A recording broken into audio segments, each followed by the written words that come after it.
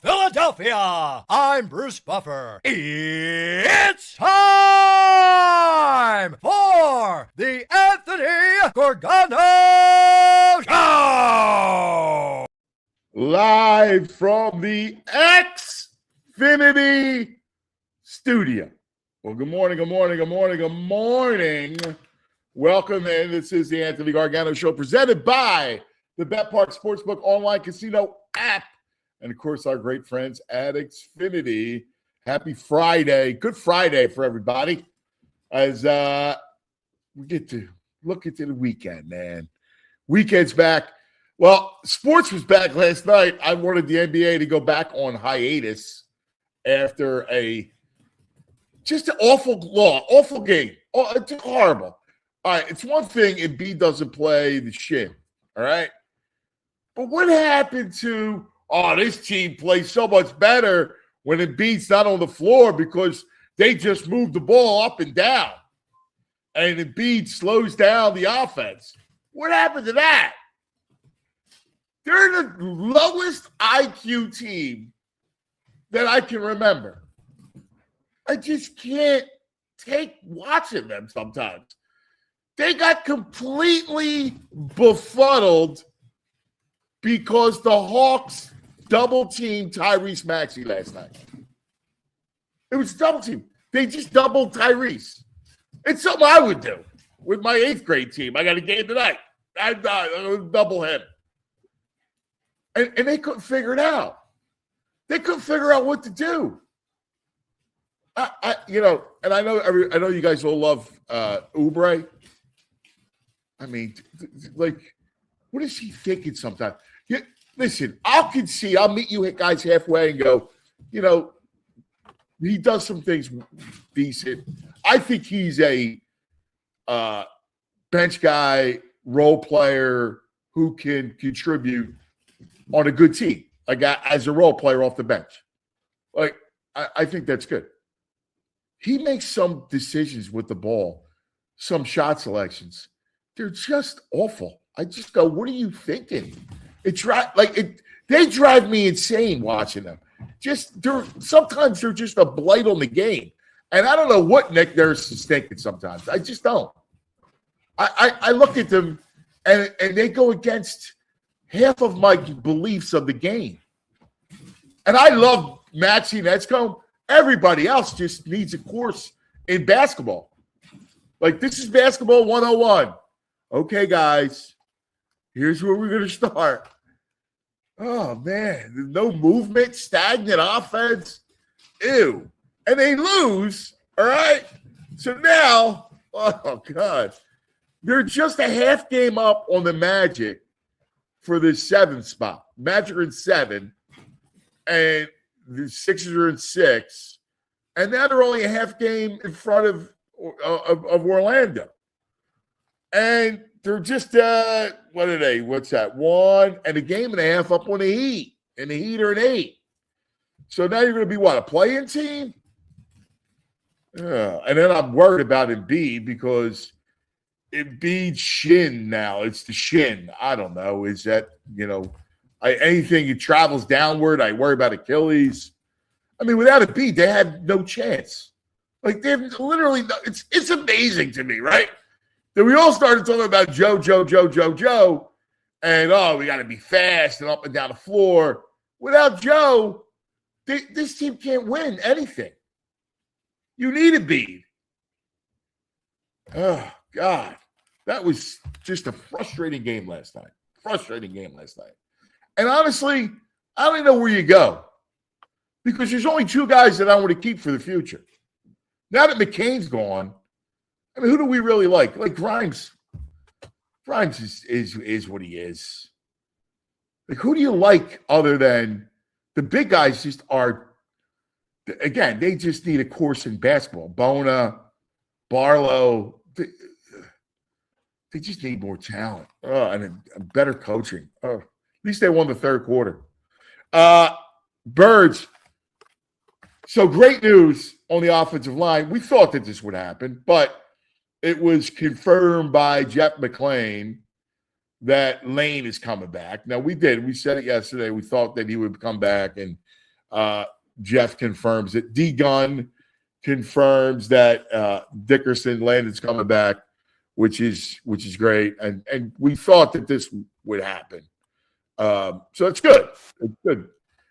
Now, the one thing, yesterday, AJ's on the Dudes podcast with Gronk and Edelman. And, we're going to play a cut from it, but geez, you want to talk about tweaking.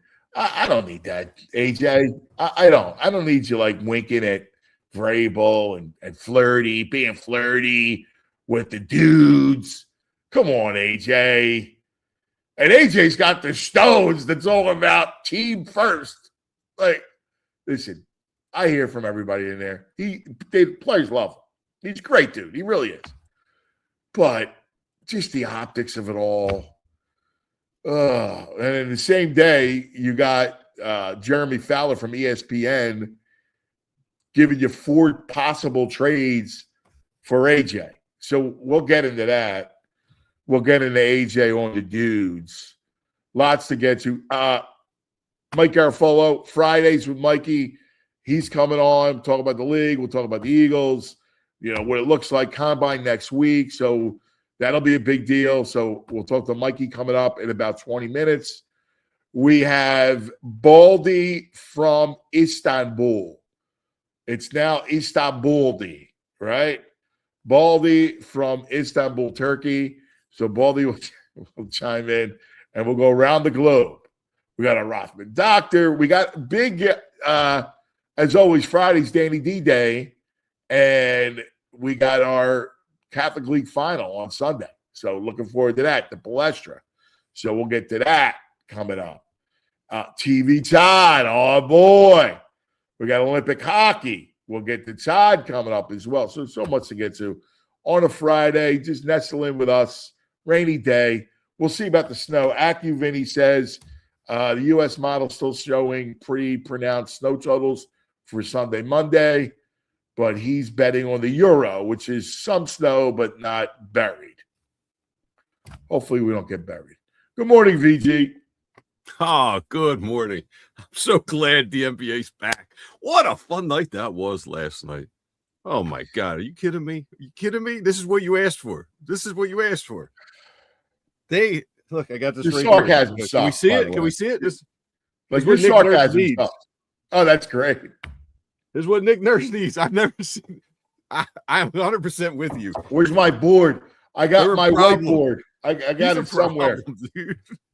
They can't. It's like the first time they saw a double team ever. Is it nuts? And then like a double team. He doesn't know what to do. Like he can't free Maxey of a double team. He can't get an open shot from a double team, right?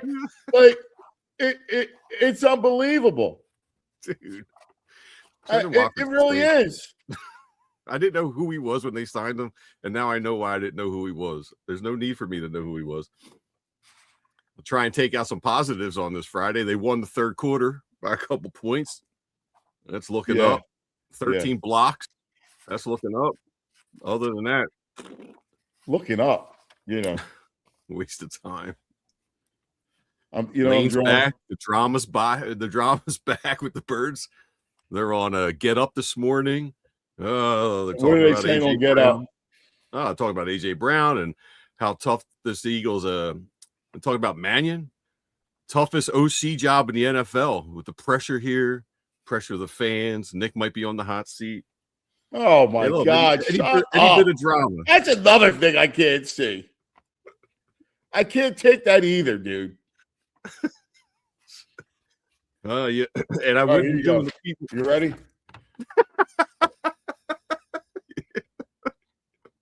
Maxey double. There's Edge. Stiff.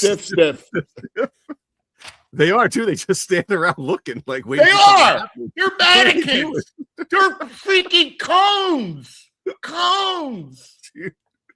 It's unbelievable. They're cones. It's like they're watching the game like the spectators. At basketball, listen, the commissioners go, we're getting tough on tanking. And he's talking about all these new rules for next year. That's great. The product still blows for most of these teams. Like it does. It blows. You look at. Listen, you got your OKCs, your Spurs, Rockets. Knicks. Knicks got smashed. The Pistons are good. There's a handful of good teams that are worth watching. Yeah. Other than that, it's just a game. And I love the NBA, and the game just stinks. It just for the most teams in the league, it stinks. Like that game last night was just horrible basketball. The Hawks, all they do want to do option. Yeah. And again, you got these guards. There's no transition defense. I don't understand. Stop ball. Stop ball. What are you kidding me? It's a joke. Yeah, he might have to. He's got to go after this year. He stinks. Who that? The nurse? Yeah. Yeah, I don't know what he does well. I don't. I don't. I'm frustrated by them. You have two important games. And this is what's wrong with them. This is wrong with Morey, and this is wrong with this whole organization, where you don't place importance on games. You have a game against the Knicks. I know there's no Joel. I get it. All right. You just can't get embarrassed. And then you come out of the break and you lose to that slop Hawks team. Dude, I like Jalen Johnson. He's a good player, Come on, man.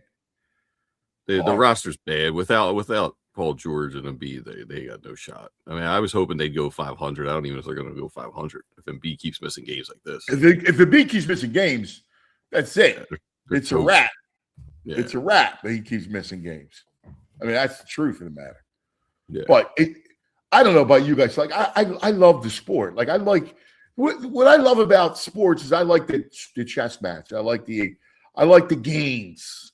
I like looking at and go inside the games. Football, baseball, basketball, hockey. Just say that stuff. I was looking forward to because I haven't really watched a lot other than Olympic hockey. I haven't watched that little college basketball. That's it. Yeah. And I you know what? To your point, you're right. College basketball has been awesome. My buddy Boo's dude, every night, there's great games. And I got to dive into it. I just I'm kind of I'll watch bits, dribs, and drabs. Yeah. But, I'm let me look at these little Sixers.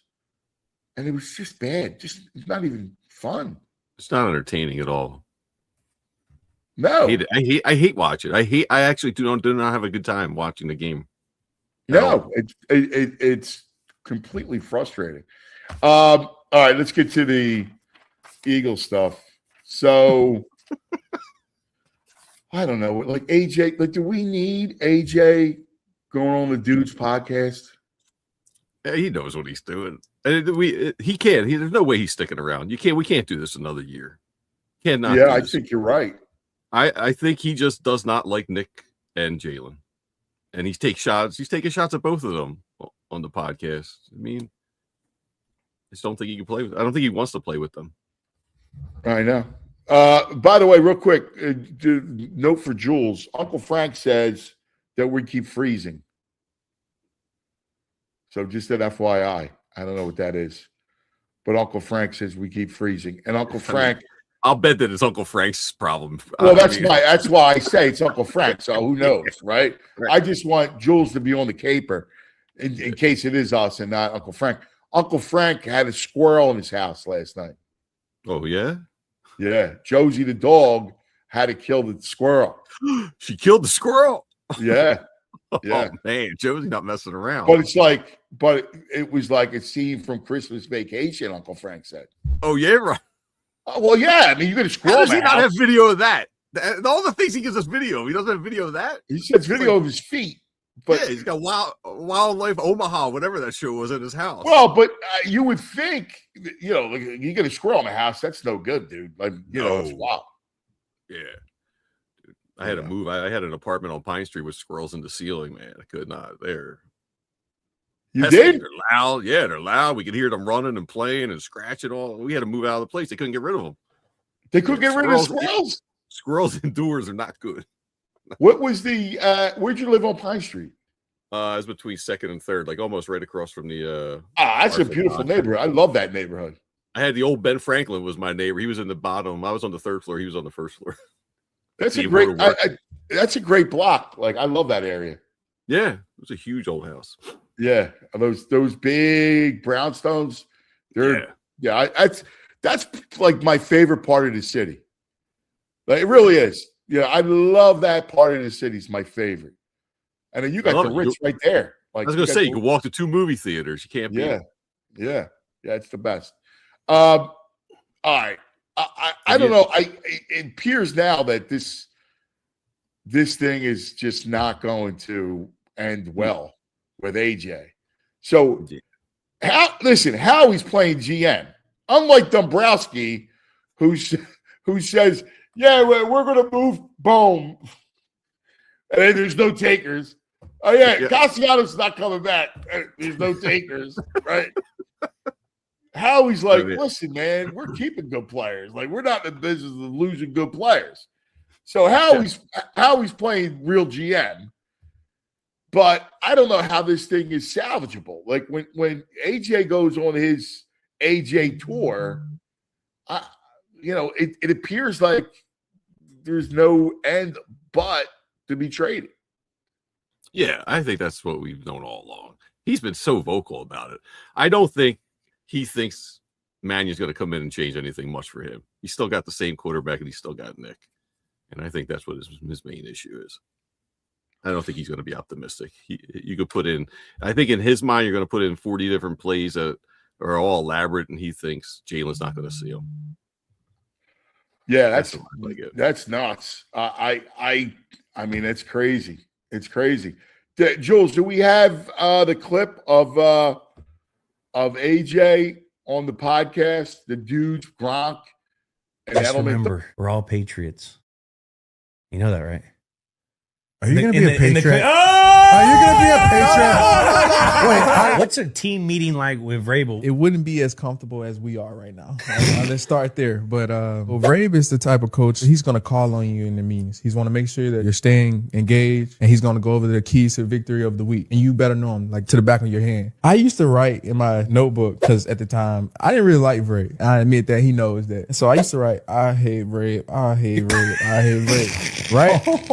But I was doing that to pretend like I was taking notes to look like I was engaged, but because he was so hard on me when I was a rookie and I didn't really understand it. And so it was at the time I told Ray, I was like, hey, like I'm humble already. You don't got to humble me. But I really didn't understand what he was trying to push me to be. And another little quick thing, he showed a clip. I ran like a bang gate and I scored and he praised me. And so I was kind of feeling good about myself, right? I'm a rookie. A couple plays later, he showed me another play with the bang gate and I get tackled. And he's like, what's the difference between the first play and the second play? And he was like, you're tired. That's not going to cut it, you know? And he was like, that same mentality, what you show in the first play, you should do that all the time. That's who you are. When I say he holds every single player accountable from top to bottom, I don't care who it is, that's who he is. And it makes the team come together because nobody's bigger than the team. Nobody's bigger than the program. So you have to respect it. Yeah. Wow. That's like he's talking about shots fired at the end. Right? Like he's talking about Vrabel. And like it's a great story. I hate Vrabel. Like it's a great story. Yeah. But when he's waxing poetically and nostalgically, and I'm going, oh my God. Like that's bad. Like No, when he's saying there ain't nobody bigger than the team, he holds everyone accountable from the top down. I mean, that's shots fired. It is shots fired. It is. I mean, he's talking about the impact, the deep impact that is, as a rookie that Vrabel had on him, and then he's just giving you the, hey, Nick, Jalen's not bigger than the team. Like that's in neon. Yeah. That's bigger than the wink. People were talking about the wink, but I thought that what he says at the end about holding people accountable from the top down and no one's bigger than the team, I think that was more important. Give you insight into what AJ's thinking. It was. It completely is. That's what's disturbing is that he feels that way. Yeah. And I think he's felt that way for 2 years now. Well, obviously he has. He said it, but coming out in this off season that is so important, that is so, God, I mean, it's crucial. You have this new young OC who we're all hopeful for, right? That's going to change this offense. How much better is it if you have AJ to count on, right? Like, if you have AJ Brown to count on, and I think we're all much more hopeful. Now you're looking at it like they trade AJ, it's Devontae, and then who else? That's it. No tight ends, no other receivers. It's a little scary. Yeah, completely fizzed out the offense. We thought the offense was a point of strength, and suddenly if he goes, it's thinning out. All right, like my hair. Let's do this. Let's take a quick TO. We'll come back and we'll get Mikey G, because listen, Mike has all kinds of great info. So we'll talk to Mike about what's happening and what he sees. And there's the 4 trades that Jeremy Fowler put out on ESPN. We'll talk about that as well. I'll run them all by Michael. Lots to do. But we first, got some Bryce. There's some Bryce stuff the chat wants me to bring up with you later on. Some more Bryce drama. What Bryce drama? I didn't see any Bryce drama. Yeah, well, there's chatter. They had a golf event yesterday. Well, I got good news about Wheeler. Like that Wheeler's going to be ready by May. Yeah, early May. Yeah, it was a big golf event. Everyone's celebrating. Someone made a putt at the end. The whole team's going nuts. And you know who wasn't at the golf event? Oh, come on, man. Come on. Are we for real? Saying. Nah, don't look into stuff. I don't want to look into bad stuff. We got bad stuff, too much bad stuff. I don't want to look into it, look for it. People question why he's not bonding with the team, why he's not there. Maybe he's not a golfer. I don't know. Maybe he's got the kid. Who knows? Stop looking into stuff like that. I'm just saying what people are chattering. You're looking to start trouble. Don't start trouble with Bryce. Leave Bryce alone. Keep Bryce out your mouth. Look in the chat right now. Bryce equals not a leader. No, come on. Stop. Stop. I can't take the Bryce attacks. Not after I watched that basketball game last night. Come on, right? Chat. Why are you tweaking me? Let's take care of some business. Join me and pick some winners. Go for the gold while you watch the winter games. Yes. BetPark's the only app that we'll recommend. You can bet on hockey, bobsledding, speed skating, skiing, curling, and more. You got the semifinal round for Canada and the U.S. U.S., it's going to be wide open. I think U.S. is going to put up some big numbers. All right? There's always another way to win. You also got Hoops is back, as we know, and new casino users score up to $1,000 bonus back in their first 24 hours, plus get 250 bonus spins on Good Heavens. That's right, over the course of 10 consecutive days. Yes, 250 spins. You can play all the hot slots like Huff and Puff, Cash Eruption, the BetPark Sportsbook online casino app, blackjack, roulette, craps, all the sports you want right online. There's always another way to win. You got to be 21 in PA, New Jersey, Maryland, Michigan. You new users only. Terms and conditions applies. BetParks.com for details. Casino bonus must be wagered. Gambling problem? Please call 1-800-GAMBLER. Everybody's got their favorite hard tea, but have you ever turned the can over to read what's inside it? You can't. You know why? Because they don't tell you. They don't want you to know. They're hiding what's inside the can. Crooked Tea, totally different. Crooked Tea, they don't hide it. They brag about it. You know why? Because Crooked Tea brews real USDA organic tea for real flavor, and it's got 0 sugar. There's no fake junk hiding behind the label. What you see, that's what you drink. Next time you're at the store, try it. Try it if you don't believe me. Flip the can over. If you can't find the ingredients, you know what you do? You put it back on the shelf, and then you grab a Crooked Tea. 0 sugar, real tea, and it's fully transparent. You know it, Philly. Real recognizes real. So why drink the fake stuff? Crooked Tea. The only thing better? The strip sack in the Super Bowl. Visit crookedtea.com to find a store near you. All right, Crooked Tea. Thank you. Now is joining us, a man with all kinds of answers. It never ends. It's never quiet. Even in this early in the offseason, we're the combine's next week. We're not even there yet. And yet there's drama. Talking about it. You want to follow him, watch him, consume all he's got. Nobody covers the league like our man from South Philadelphia, Mike Garafolo.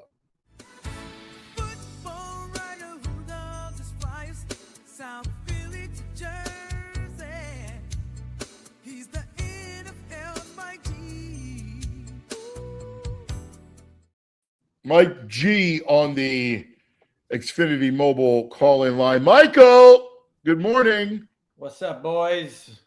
What's up, Mike? So, Mike. Yeah. AJ's on the Dudes podcast, and AJ's stoking it, poking it. Yeah. What did he say? I don't even pay attention at this point. Well, you want to see it? Sure. All right, Jules, let's play that clip again. AJ Brown with Gronk and Edelman. Just remember, we're all Patriots. You know that, right? Are you going to be a Patriot? Oh! Are you going to be a Patriot? Wait, what's a team meeting like with Vrabel? it wouldn't be as comfortable as we are right now. Let's start there. But Vrabel is the type of coach, he's going to call on you in the meetings. He's going to make sure that you're staying engaged, and he's going to go over the keys to victory of the week. And you better know them like to the back of your hand. I used to write in my notebook because at the time, I didn't really like Vrabel. I admit that he knows that. So I used to write, I hate Vrabel, I hate Vrabel, I hate Vrabel, right? But I was doing that to pretend like I was taking notes to look like I was engaged, but because he was so hard on me when I was a rookie and I didn't really understand it. And so it was at the time I told Ray, I was like, hey, like I'm humble already. You don't got to humble me. But I really didn't understand what he was trying to push me to be. And another little quick thing, he showed a clip. I ran like a bang gate and I scored and he praised me. And so I was kind of feeling good about myself, right? I'm a rookie. A couple of plays later, he showed me another play with the bang gate and I get tackled. And he's like, what's the difference between the first play and the second play? And he was like, you're tired. That's not going to cut it, you know? And he was like, that same mentality, what you show in the first play, you should do that all the time. That's who you are. When I say he holds every single player accountable from top to bottom, I don't care who it is, that's who he is. And it makes the team come together because nobody's bigger than the team. Nobody's bigger than the program. So you have to respect it.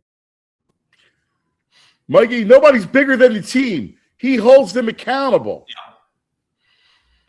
Yeah, I mean, so you don't compare that to Nick. He's just talking about Vrabel himself. I mean, that's what he's talking about there.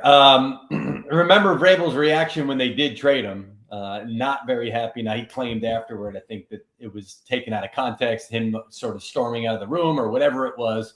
But he was not happy trading away one of their better players. Certainly ownership wasn't. That's why they then fired John Robinson before they fired Mike Vrabel. So if there's a reunion between these two, it'll be on much different terms than it was early in AJ's career. Because AJ, I mean, it sounds a lot like, the reactions to Tom Coughlin that players had when they played for him and then went away or retired.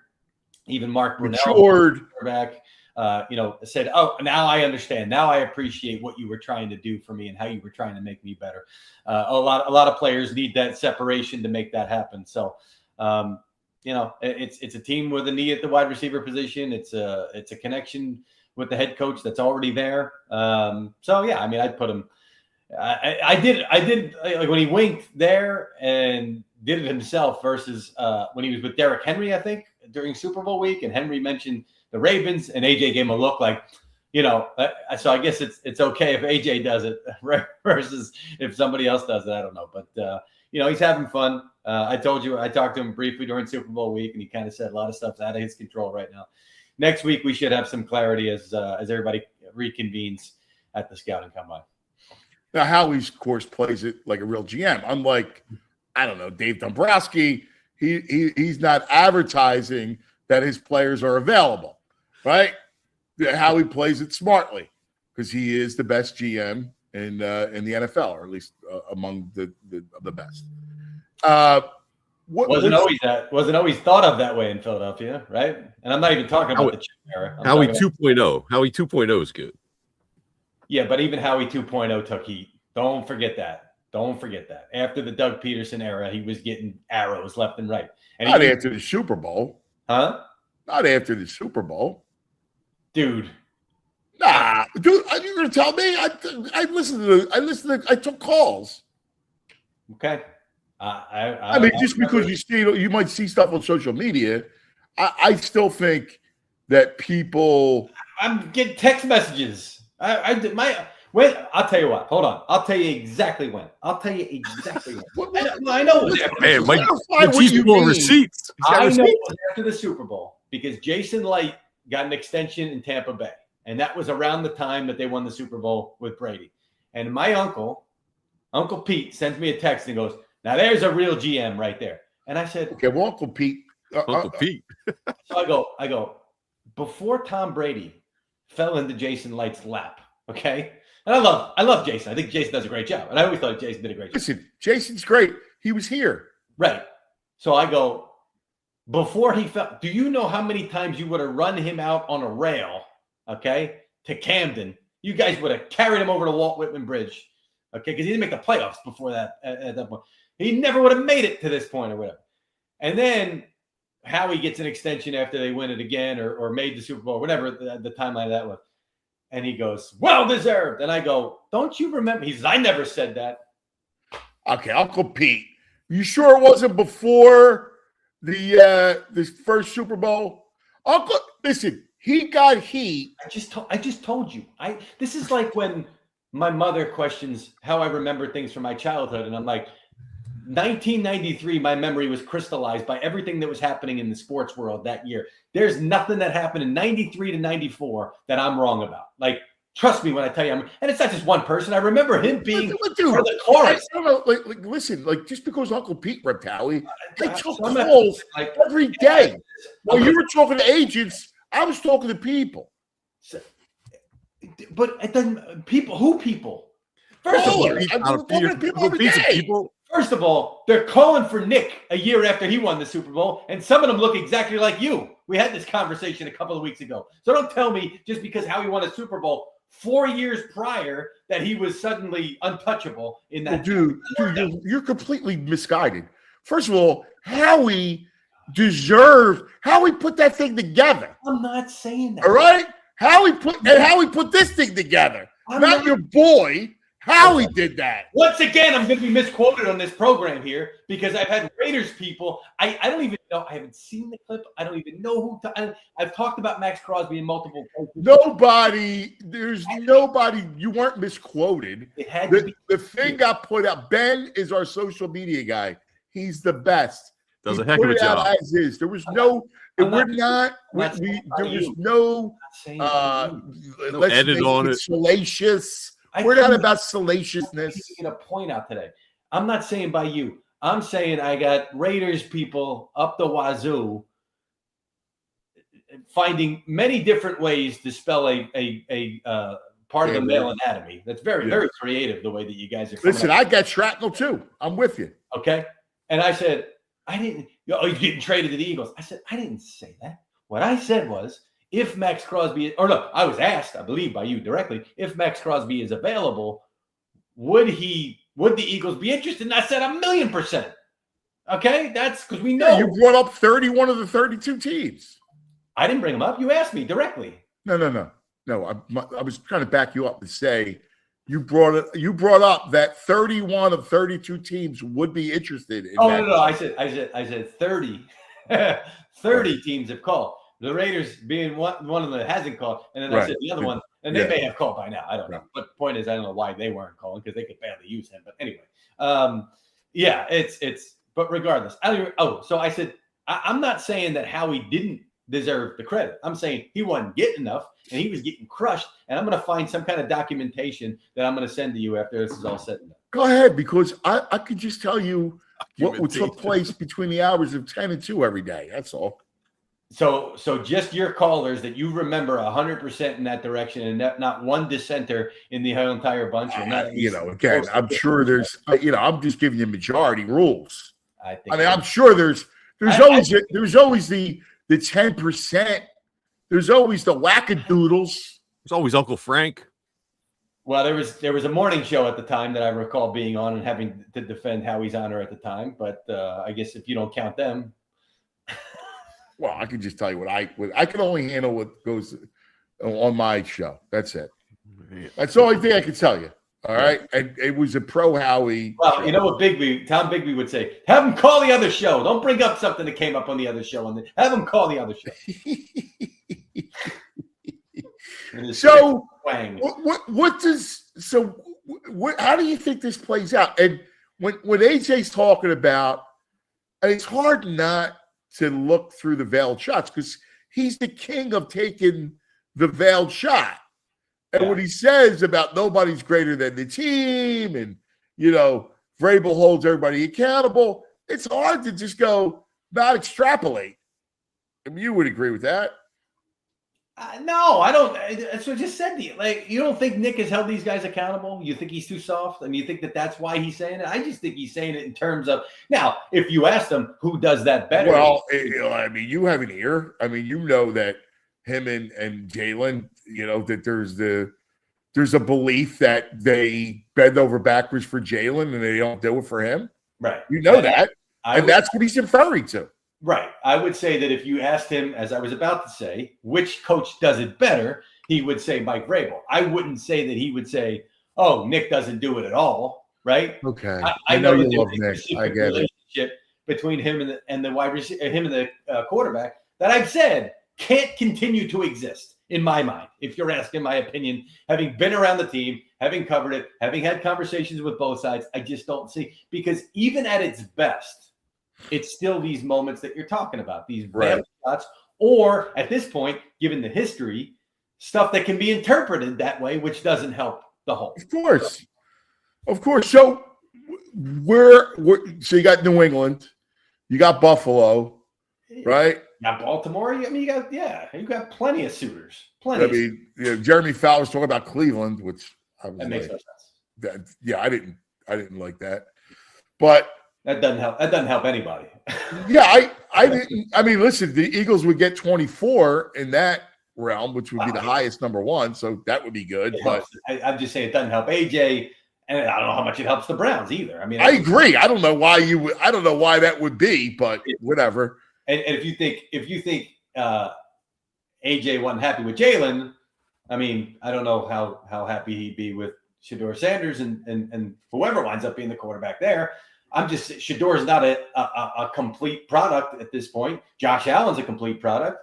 You may not like Lamar's skill set, but Lamar Jackson's a multiple time. I do. I think I love Lamar's arm. I just give him some more weapons. Right. And I think he hasn't had enough weapons. He had one. He got Flowers. That was it. Great May has progressed. So yeah, Those are the ones that make the most sense for a lot of people, and I would think make them be more aggressive because they know where they are in the grand scheme of things. You talked about Howie being the best GM and playing it. The more he indicates that they're okay with keeping him, the higher everybody's got to kind of go to pry him away. I mean, and that's the way he's going to play this. And he's going to talk to the media in Indianapolis, and he may give the same answer. He ain't Ty Dumbo. He's been on Dumbo. I know what What in particular irks you the most about Dumbo these days? Well, dude, I mean, you want to talk about devaluing your own players? Yeah, like Bohm, Castellanos. Like you held on to Castellanos like grim death when you knew you weren't getting anything for him. Yeah, like just kill it. And that should never have gone to spring training. And then let's go pick a fight with our best player. And it's I hate to compare because it's a little different, baseball. It's the same thing with the salary standpoint, the offset that they only get back what the next team winds up paying, and of course they're going to pay the minimum and have the Phillies foot the bill for the rest of it, which is kind of how it works in the NFL as well. I wasn't even sure of that because you don't see that a lot in baseball. Like there's these guaranteed salaries and you're kind of playing it out till the end. And in this case, like you can't get a taker, and everybody knew that you were going to move on from him, and so they'd be willing to sit there and wait and sign him for the minimum. It's pretty incredible they couldn't get anything for him, and especially in baseball. Like there's with as much to trade away, it's almost like your 7th round picks or your minor leaguers or whatever could get nothing for him. It's insane. They have like 30 round picks. They could have traded a 30th round pick probably or something like that. Yeah. Nothing, zero. Yeah. Zero. So what do you think? What do you think? Can you get a 1 for AJ? I think you get a back third of the first round. Yeah. So these ones that we're talking about, I think you could. Now, do you get creative with, we'll give you a 1, but we want a 3 back or a 4 back? Right. Along those lines. And you start getting into the swaps where you get a stance. Yeah. And we saw that. I'm trying to remember the Wentz deal, because the Wentz deal had a kicker where it jumped up if he was the starting quarterback, and it wound up being a 1. And you could do that kind of stuff with that. It's, to me, that's fair value at this point. And it helps when you approach it the way he's approaching it, which is, he's a great player and we don't want to get rid of great players. All right. Well, the price that we just couldn't pass up. It was a first round pick. So I think that's where you're coming in here. Now, can you get teams to be a little bit more, add a little sweetener if you get a bidding war, if all these teams are in it that you're talking about? It will be quite the feat to get that kind of value, because you entered the offseason with guys like me saying, well, these two can't coexist. They have to make a trade. Well, now they've got themselves in a position where the more we talk about it, the more it helps the potential to get a bidding war like I'm talking about. So where does that lead the wide receiver room? Because, you're going to be depleted. You're going to have Devontae. You're already depleted with tight ends. So, you're looking at – I like the kid Sadiq from Oregon. That could be a fit for them in the draft. You got Tyson if you want to go wide receiver, who's a stud. But not a lot in free agency. Not a lot in free agency. And guys have teams have done a good job of, when they get a guy like that, they're going to renew. They're going to re-up them. And there's not that many, like if you're looking for an unsettled situation, kind of like AJ, it's a Keon Coleman. It's a young guy that hasn't really hit. So you got to kind of, all right, we'll take this. If he's part of that swap, we'll take him on and we'll see if he flourishes here, that kind of thing. But you're not going dollar for dollar here when it comes to the wide receivers and the guys that are out there. So this free agent class is, I looked at it the other day. It's less than overwhelming. Let me see if I pull this up again. So you're not going to find the solution there. You've almost got to bring it up here. Hold on. You're not trading with the Cowboys for Pickens. Jawan Jennings isn't that guy. And then it really falls off. And you're not getting number 1 big body type of guys like AJ. Those guys are not part of this, unless you want to take a flyer on Mike Evans at this point in his career, which I do think he's got good football left, but that's a Band-Aid. So, the good news is that you got Devontae to lean on, right? Like, so you got a number 1 receiver. I think he's a number 1. So you got Devontae. It's, what do you want to pair him with? Yeah. Right. Like, what do you want that room to look like? What do you want those weapons to look like? You have a new offense, right? So what's Mannion seeing, right? Yeah.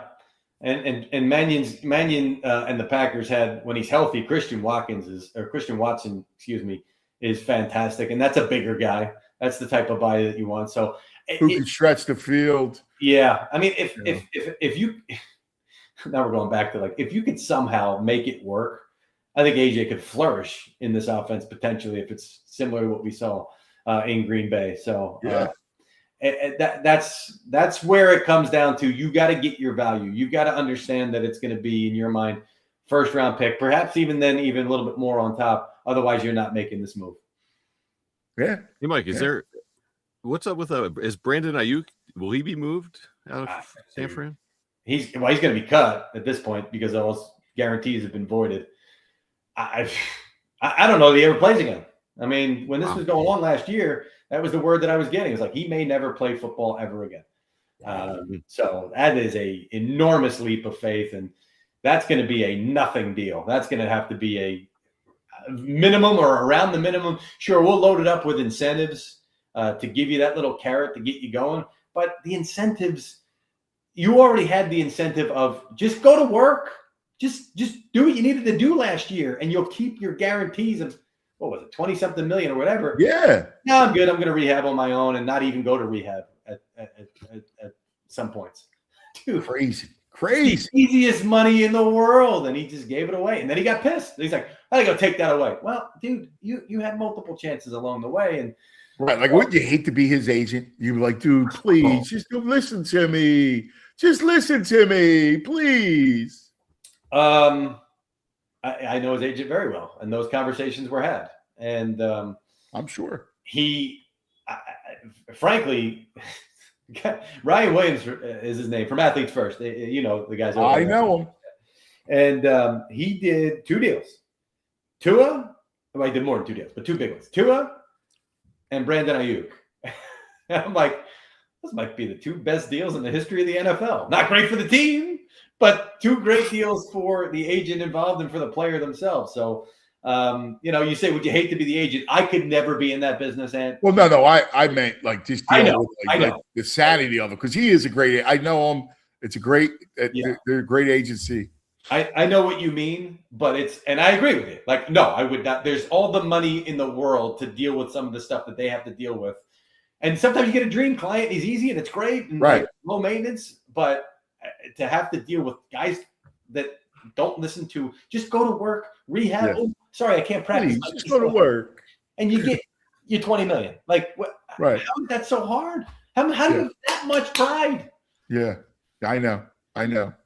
The good news for the Eagles is, like we thought, it's not earth-shattering news, but there's confirmation about Lane and Landon, and so the O-line is intact. Mm-hmm. What are you hearing? Because I thought, there was some talk about Tanner McKee and the Steelers. I was told though that I'm not sure that they're going to move Tanner McKee. Yeah, they like Tanner. They do still. I mean, and people go, he didn't play well in week 18. We've never seen him with the starters, I guess. The full starters, the full game. I mean, that O-line, one kid, it was 3rd game. Yeah. So that's a hard evaluation there. They do like him. It's good value. It's not like you have to pay him a ton of money there at the backup position, which I know was a big part of it when they turned it over to him. Okay, we still got him on his backup rookie deal or whatever. So it helps with roster building if you can trust a guy like that. So, yeah, I think they'll listen, but it's going to have to be I'm not going to blow them away, but it's going to have to be value where they go, okay, well, we'll find the backup elsewhere and, maybe have to pay a little bit more for a veteran, but we got the value back when it comes to draft picks or whatnot. So, yeah, no, I do much as the town there was like, well, Tanner McKee is just an average backup. And he may be. I know that there's still some thought that there's value there. Yeah, I heard that as well. I also don't think people were talking about maybe a day 2 drafting a quarterback. I don't think so. I could see it on Saturday, but I just don't think a day 2 quarterback is what they're looking at. Yeah. What are you hearing there? Early when it comes to the draft, and I don't know that they've had their, they've had draft meetings, but I don't know if they've had them of any substance because Howie's been dealing with whether it's the coaching stuff or starting to dig in on this free agency stuff and what he's going to do with AJ, that they've even remotely gotten to that point. So it might be in the case of, similar to Jalen. I don't know that you're using a 2nd round pick when you've got needs in so many other places. Point. Like, maybe you get into the 3rd round, and depending on how it falls, you start to get tempted there.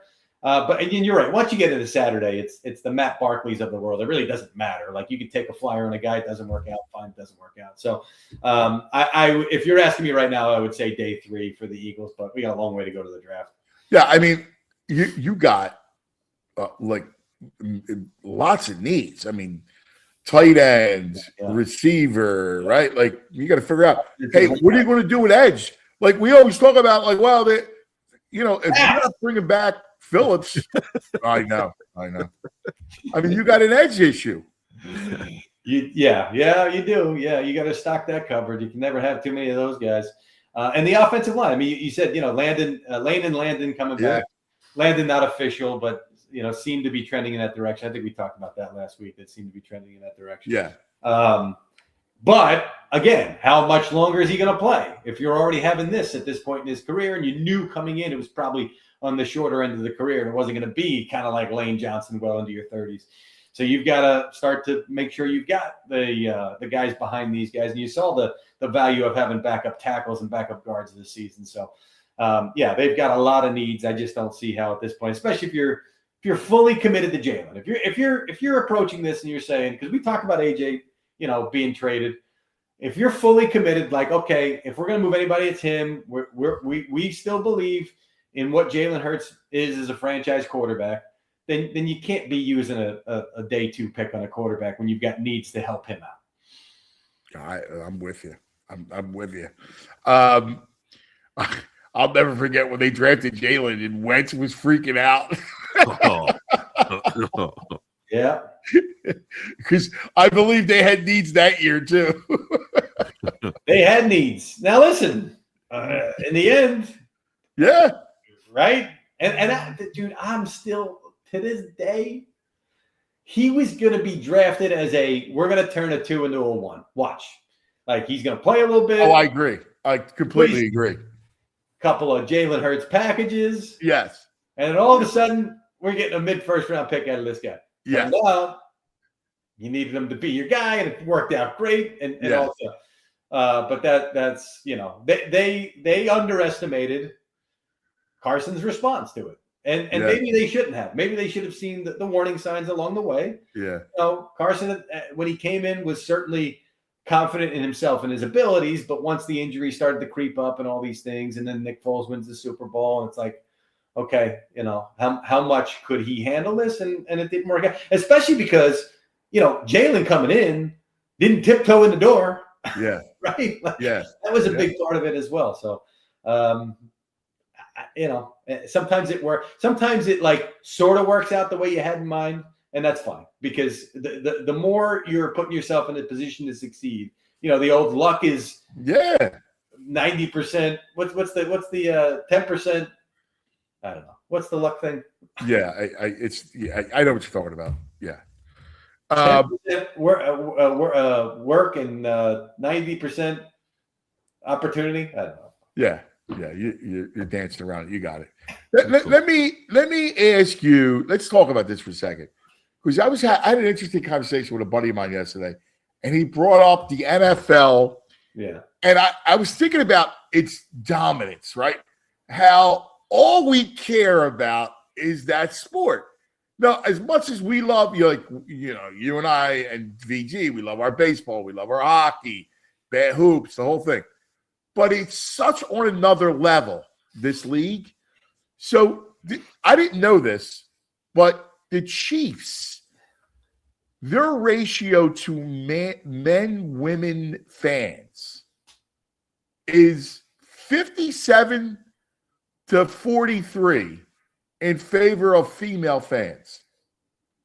Now, obviously, Taylor Swift had a huge piece of that, right?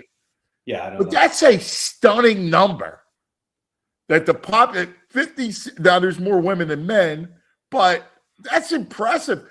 So this whole idea about the global, it's like they feel like they're almost at they've almost maxed out in our country and have to go out to globally just to raise the stakes of it.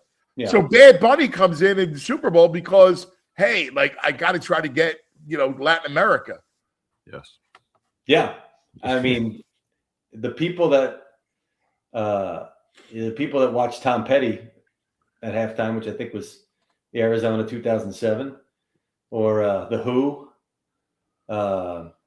Prince was cool. Prince sort of. I love Prince a little bit. Yeah. So it's I don't know why people don't get it. I don't know why people don't understand it. It's 15 minutes of music, and we're still talking about it a week and a half later. I don't understand. Just it's fine. It's okay. You watch something else. You saw Kid Rock. I'm just bringing up the idea of how big the NFL is. I know. So Taylor Swift meant to it. Right. So that's how they have to now. If they're going to expand, and if you're not expanding, you're dying. Is there? When it comes to games and now teams, that's been broached by Goodell with the possibility of an international group of teams or whatever division. Yeah, it's what they have to do. I mean, it's the only thing left, and they've done a good job of it. And listen, think of in terms of Deanna Flores, who's been all over a lot of stuff the NFL has done. She's a female and she's international, right? And so you now can tap into a couple of markets that you previously hadn't tapped into, and there's no doubt in my mind that they pushed this Taylor Swift thing as much as they possibly could, because they knew it would get more eyeballs on the NFL, and it drives the standard NFL fan for 40 plus years crazy. And as long as the product remains true to what it is, they don't care what that person thinks. Not they don't care, but it's like they know you're going to show up every single. So how now do we expand it, and how do we make it better? That's the thought behind it. Well, yeah, and I meant it more. I didn't mean it more from that standpoint as just the monster that it's become. Like, you look at ESPN getting rid of Sunday Night Baseball, right? And they're going to go with like an all women's sports on Sunday night. Yeah, that Sunday Night Baseball got devalued, right? The NBA is got a huge issue other than the playoffs. Like it's unwatchable at times. And hockey is hockey.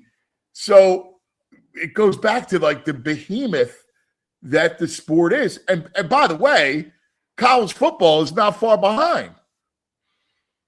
I mean, but I counted it right. Exactly. I counted as one and the same, right? Yeah. But I mean, college football gives you that Americana, like that's steeped into Americana, where, the NFL goes global. Yeah, right. And they play one college game overseas every single year, and I don't know the in Ireland behind it, but it's week 0 in Ireland. Yeah, no, but it's why we got this merger with ESPN and everybody's sort of freaking out about it. It's like we still need an NFL network, and we're going to have an NFL network, and ESPN is interested in having an NFL network and funding us as much as possible and making sure that we're successful, and we can still be a place for this time of year to be talking about football, because it's really going to pick up over the next couple of weeks here. And it's the off season can sell as much as, not as much as the regular season, but the off season can sell and help promote the game and get everybody ready for that season that's coming over the next couple of months here. It's easily the most pronounced off season of any sport, right? Like, one could argue that NFL off season is greater than some sports in season. Yeah, I mean, NBA for sure. I do. Sometimes I watch the numbers on, when Shams tweets a basketball thing, that thing goes nuts, right? And I do wonder how the NFL, because our stuff will go nuts too, but within a minute, he's got 1,000 retweets on news. Within a minute, how are 1,000 people hitting the button in a minute on whatever? It's probably even more than that sometimes. Well, it's weird because, and to his credit, I mean, I know we take shots at the commissioner all the time, but the commissioner did bring this up that, look, our fans like content probably as much, if not more than games. Like, people are more invested in the newsy tidbits and trades and drama than they are actually watching games. Like, my kids watch games on with highlights. Like, I'm the only sucker that watches a full NBA game. Yeah, and not a lot of first half viewing for some of these kids, I'm sure. Right. So yeah, no, it's and maybe that's what it is. Maybe it's the drama. It's almost the the WWE type thing where the match itself is not as much as the lead up to it and the skits on Raw. Yeah. Anyway, when you leaving for Indy? Monday, as long as the storm doesn't. I just got a United update. Winter weather across the Northeast has the potential to cause operational disruptions, including flight delays or cancellations. AccuVinny says double-digit snow totals. I saw 2 to 6. Now, I don't know if that's different down there and up here, but I saw 2 to 6. They don't know. It's the problem. There's 2 models. One model saying a huge storm. The other model saying 2 to 6. So, Enjoy, buddy. We'll see. I mean, Underwear Olympics. That's the Olympics I like. yeah. The problem is if I get out and then the kids are off from school, my wife's got to stay home with them. Like there's multiple problems here. Just can't. Right, and then you got to hear about it. Yeah. Right. You know how. It is. Yeah. You know how it is. Yeah. So. My brother, we love you. All right, Hope it boys. works out. Talk to you. See you, pal. Mikey Yeah. G. He's tweaking you a little early on. I liked it. I just sit back and watch someone else tweak you. All right, well, it was ridiculous. I mean, he knows. He's talking about, well, not like you were saying Nick does it. AJ's saying it. AJ's saying it right here. Come on. And what's AJ? And he knows the reason why it tweaked because he hears the same thing I hear. Right. AJ's beef. AJ's beef is more like, well, you let Jalen get away with X, Y, and Z. You know, that's everybody knows that. That's been around there. Hey, Hoflax in the chat. They're saying there's a UVA NC State game in Brazil this season for football. They're expanding out into South America. I love it. Yeah. Really.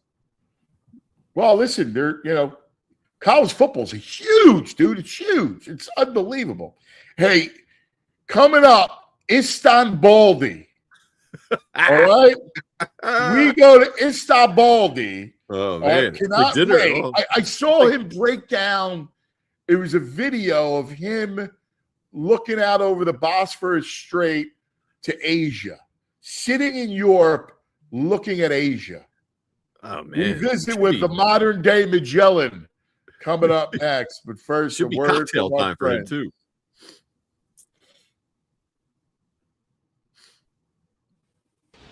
So my morning routine begins at Wawa. I think like most everybody else, but it's the greatest routine ever. It's the $5 breakfast deal, and it's a deal. You're talking about your sizzly. You want bacon, egg, and cheese. You want sausage, egg, and cheese. You want a bagel. You want a wrap. It's right there. Hash brown, coffee. All right, any size coffee. I'm a Wawa coffee fan. All right, whole thing. Just $5. Now you can, if you want to switch it up, you want to go with the new caramel chocolate craze flavors. You want something different.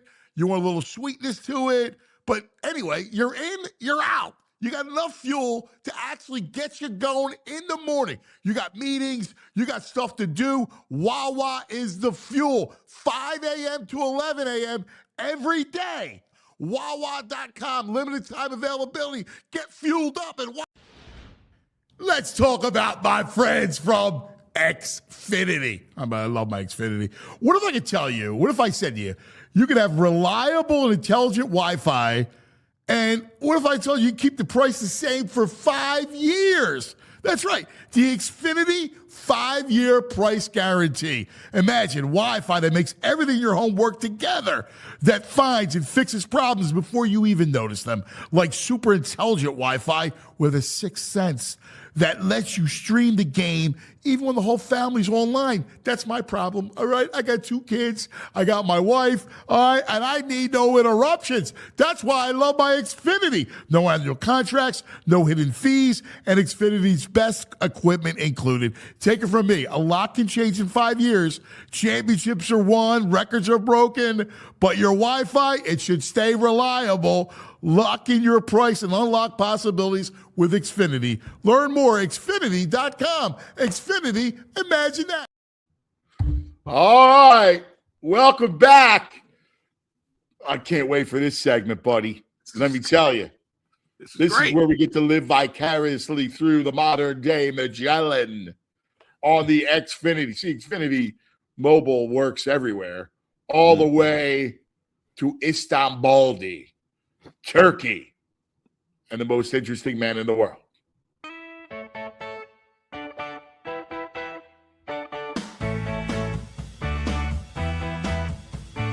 Baldy, baldy.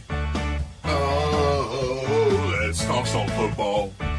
Ay, baldy, baldy.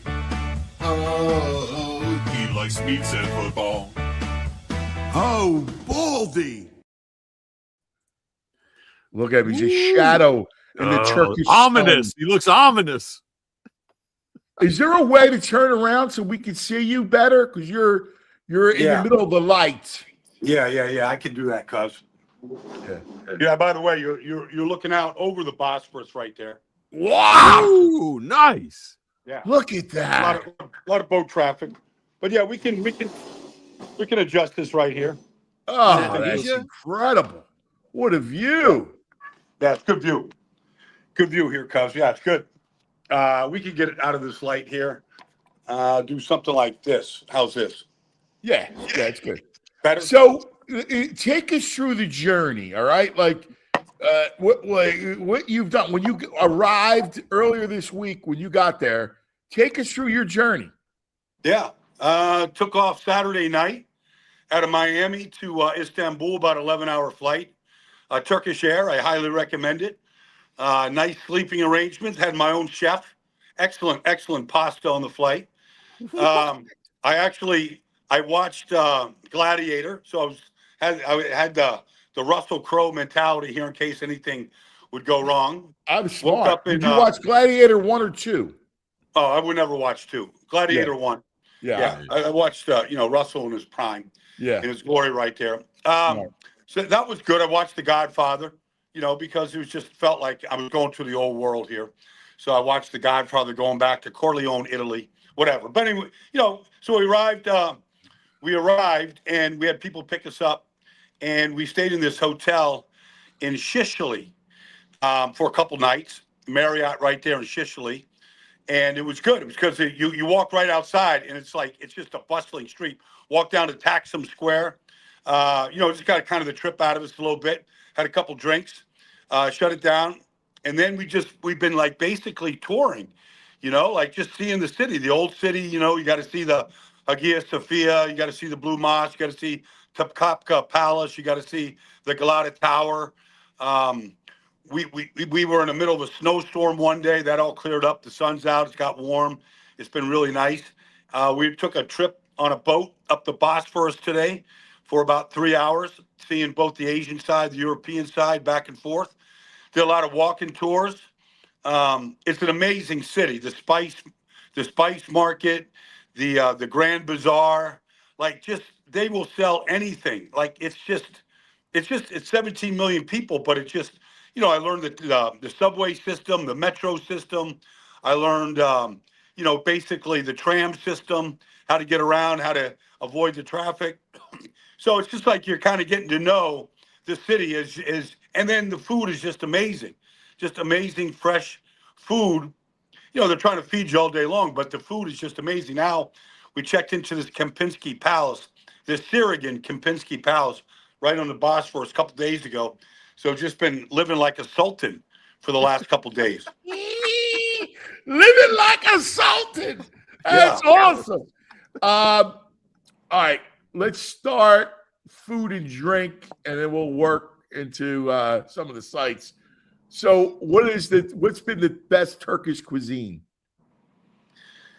I like sardines. I know it's not a food group, but give me sardines with the breakfast. Give me sardines at dinner.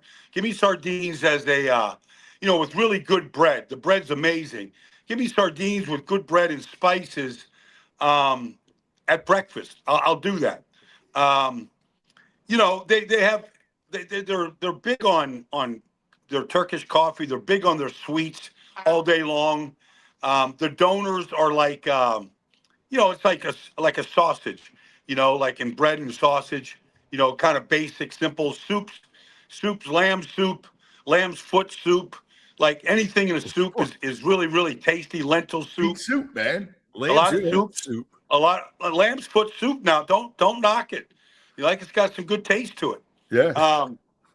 How is the Turkish coffee? It's good until you get to the mud. You get to the mud, you can have it. I don't need all the grinds at the bottom. But it's good, though. It's got a good kick to it. I'm having one right now. Yeah. The Turkish tea is sweet tea. They serve it in a glass. Anywhere you go, you're shopping. My girl's been shopping like crazy. They got the Turkish tea waiting for you there. I'm not big on all that. I'm out there looking at the street. But I got to tell you, I went to the cigar bar the other night, right? So I'm in the cigar bar, and they got their drinks, the whiskey, whatever. And I meet this group. They're from Bulgaria, right? The Bulgarians are in town. So I I love meet a this Bulgarian. guy, I got like an NFL jacket on. And the guy's like, hey, you play football? I go, yeah, I played American football. He goes, what team, blah, blah, blah. Turns out that the head Bulgarian is played tennis, went to the Nick Bollettieri Tennis Academy, was a pro tennis player, right? So that's in Bradenton, Florida. Yeah. Now that's IHG. That's all IHG. So all these basketball players, football players going to the IHG Academy. It's in Bradenton. So I immediately knew some of the tennis players that came through there, whatever. So the guy is in the coal business, right? So he's shipping coal out of Bulgaria down the Bosphorus Strait into Turkey. This guy's making money. Like, he's making the guy's buying the cigars, he's buying the drinks, like he's flashing cash now. Coal man. Yeah. He's a coal man. So I said, look, I grew up in Pittsburgh. My dad worked in a coal mine. Like, you guys, you should party. You guys don't last a long time. He's not digging a coal out, but like still, like the coal mining business is a tough business now, And you're an oil guy. Did you tell him you're an oil guy? Yeah, like the oil guy's getting together with the coal He's guy. a landman. Yeah, I'm a landman. So I just thought like there was a connection. Smoking cigars, telling stories, tennis, football. It was just like one of those things, like it was just fun. Went deep into the night, man. That's a good time. What is the drink of choice in Bulgaria, in Turkey, Istanbul? Well, they've got every cocktail in the sun. They have a cocktail. It's like their it's like their ouzo, that licorice tasting, nonsense that, like it's after, that's like, I'm not drinking that stuff, that's just sugar. Yeah. But like hey, I didn't mind having a couple tequila espresso martinis the other day with tequila. That was a good starter, good way. They've got every type of, this is a nice place. Like, they got every kind of wine you got. It's all coming through here. So we're in the European side. It's very much a European feel, very much. Yeah, you got a lot of Greek, a lot of Italian influence. A lot of influence from all over Europe. Yeah. Fashion. But I got to tell you, like, women come from all over the world to shop here because it's like 10 cents on the dollar here versus if you're buying something in Paris or Rome, whatever else. So, like I'll tell you this. If you're in the United States right now, retail is a dead industry. You walk into a shopping mall, you go into a store, it's dead. You might have one, two. You walk into a store here, like retail is alive and well. There's 15 people waiting there. Like, you want to get something altered, they'll do it right there on the premise for you. You want to get a pair of shoes made, they'll make you shoes right there on the spot. Like, these people are like, they've been the traders of the world forever. Like, it's in their blood. Like, yeah, they're going to try to sell you a carpet. They're going to try to sell you anything at the Grand Bazaar. But at the same time, like, they'll make you anything too. Like, they're all right there. Well, is it a lot of bartering? Yeah. Oh, big time. Yeah. Like, I'm not paying any price for anything, even in a taxi. Like, I'm not, they're going to raise the prices during traffic times, but you can barter these people down for fun to like whatever level. There is no set price. Whatever you end up agreeing upon, that's part of the fun. It is. And one of the things that's beautiful that I love about Europe, that I wish we were more like that, is the social nature of, you just brought it up, right? Of retail, like of going to squares, of going out to shop, right? Like, again, we were in Naples and went to this clothing store. This is a couple years ago. We got Anthony a suit, right, for his communion or his confirmation. Yeah. And, it was cheap. It was nothing, like beautiful, handmade, Italian. You can imagine, right? But it's packed. And for us, everything's just Amazon deliveries. Yes. There's like, I haven't seen, now, I'm not looking for, but I haven't seen an Amazon truck. I don't, like, I'm sure they deliver here, but it's retail, man. Retail is alive and well. They got this street called Istiklal. It's this street. It must go for 3 miles. There's no cars, right? You got a police officer every 500 yards or whatever, in a car, there is zero crime. I'm not going to say zero, but it's as safe as you can feel in any city, especially a big city. But like you go for 3 miles and it's just nothing but shops and little side streets. Yeah. And, they might have a warehouse in there that they want to show a woman bags or whatever she's interested in, or shoes, and then there's a warehouse. Like every area, there's a new district. Like we went through this district down the water the other day. It was nothing but shoes, like every kind of shoe. And it was, if there was 10 stores, there was 100 stores. I went for this Turkish breakfast place the other day, and they recommended it. It's just kind of a hole-in-the-wall place, right? But, like, we walked through this place, and it was nothing but men's stores. Like, there was a street of nothing but men's ties. There was a street of nothing but men's tailors. There was, like, you name it, like anything a man could want: shoes, ties, cufflinks, watches. Like, as far as the eye could see, it was wild. Like, I'm not a shopper, but like it had my eye. Like, some of the stuff looked pretty good. I mean, not for nothing, but like there's something about that. I think that the social nature of the transaction is important. It's just important in everyday life. It stimulates. Well, it's life. cities. It's life. It stimulates conversation. Where are you from? Where are you staying? Where else are you going? What do you think about our city? It's just, this is largely a Turkish community. Okay, like there's not a lot of, you don't speak. I don't hear any. You hear a lot of languages. Don't get me wrong. Especially Arabic. Whatever. But you're not hearing a lot of Italian, a lot of French. But there are those visitors here. Like, this isn't the season right now. Right. It's still winter here, but it is a beautiful city though. Like the old city where all the Hagia Sophia, was built in 400. I mean, it was built in 5 years. Went through a tour of it, and it's still standing. It's been stripped down. It's been burned down. It's been rebuilt, but it's, we're talking about 2,000 years old. The original Catholic, like Rome was burning, in 450 AD, and it was dissolving. And Justinian wanted to build one lasting part to the Roman Empire. So they built the Hagia Sophia church, and then the Blue Mosque was built 1,000 years later, to honor, the Muslim faith, whatever. But like, you have to go see that building, in fact, even in the movie Argo, the lighting was bad for the movie. So what's his name? The actor, like, he changed all the lights in the Hagia Sophia to a better light, and they actually agreed to it. And the lighting is much better in the church now. Wow, that's wild. Yeah. What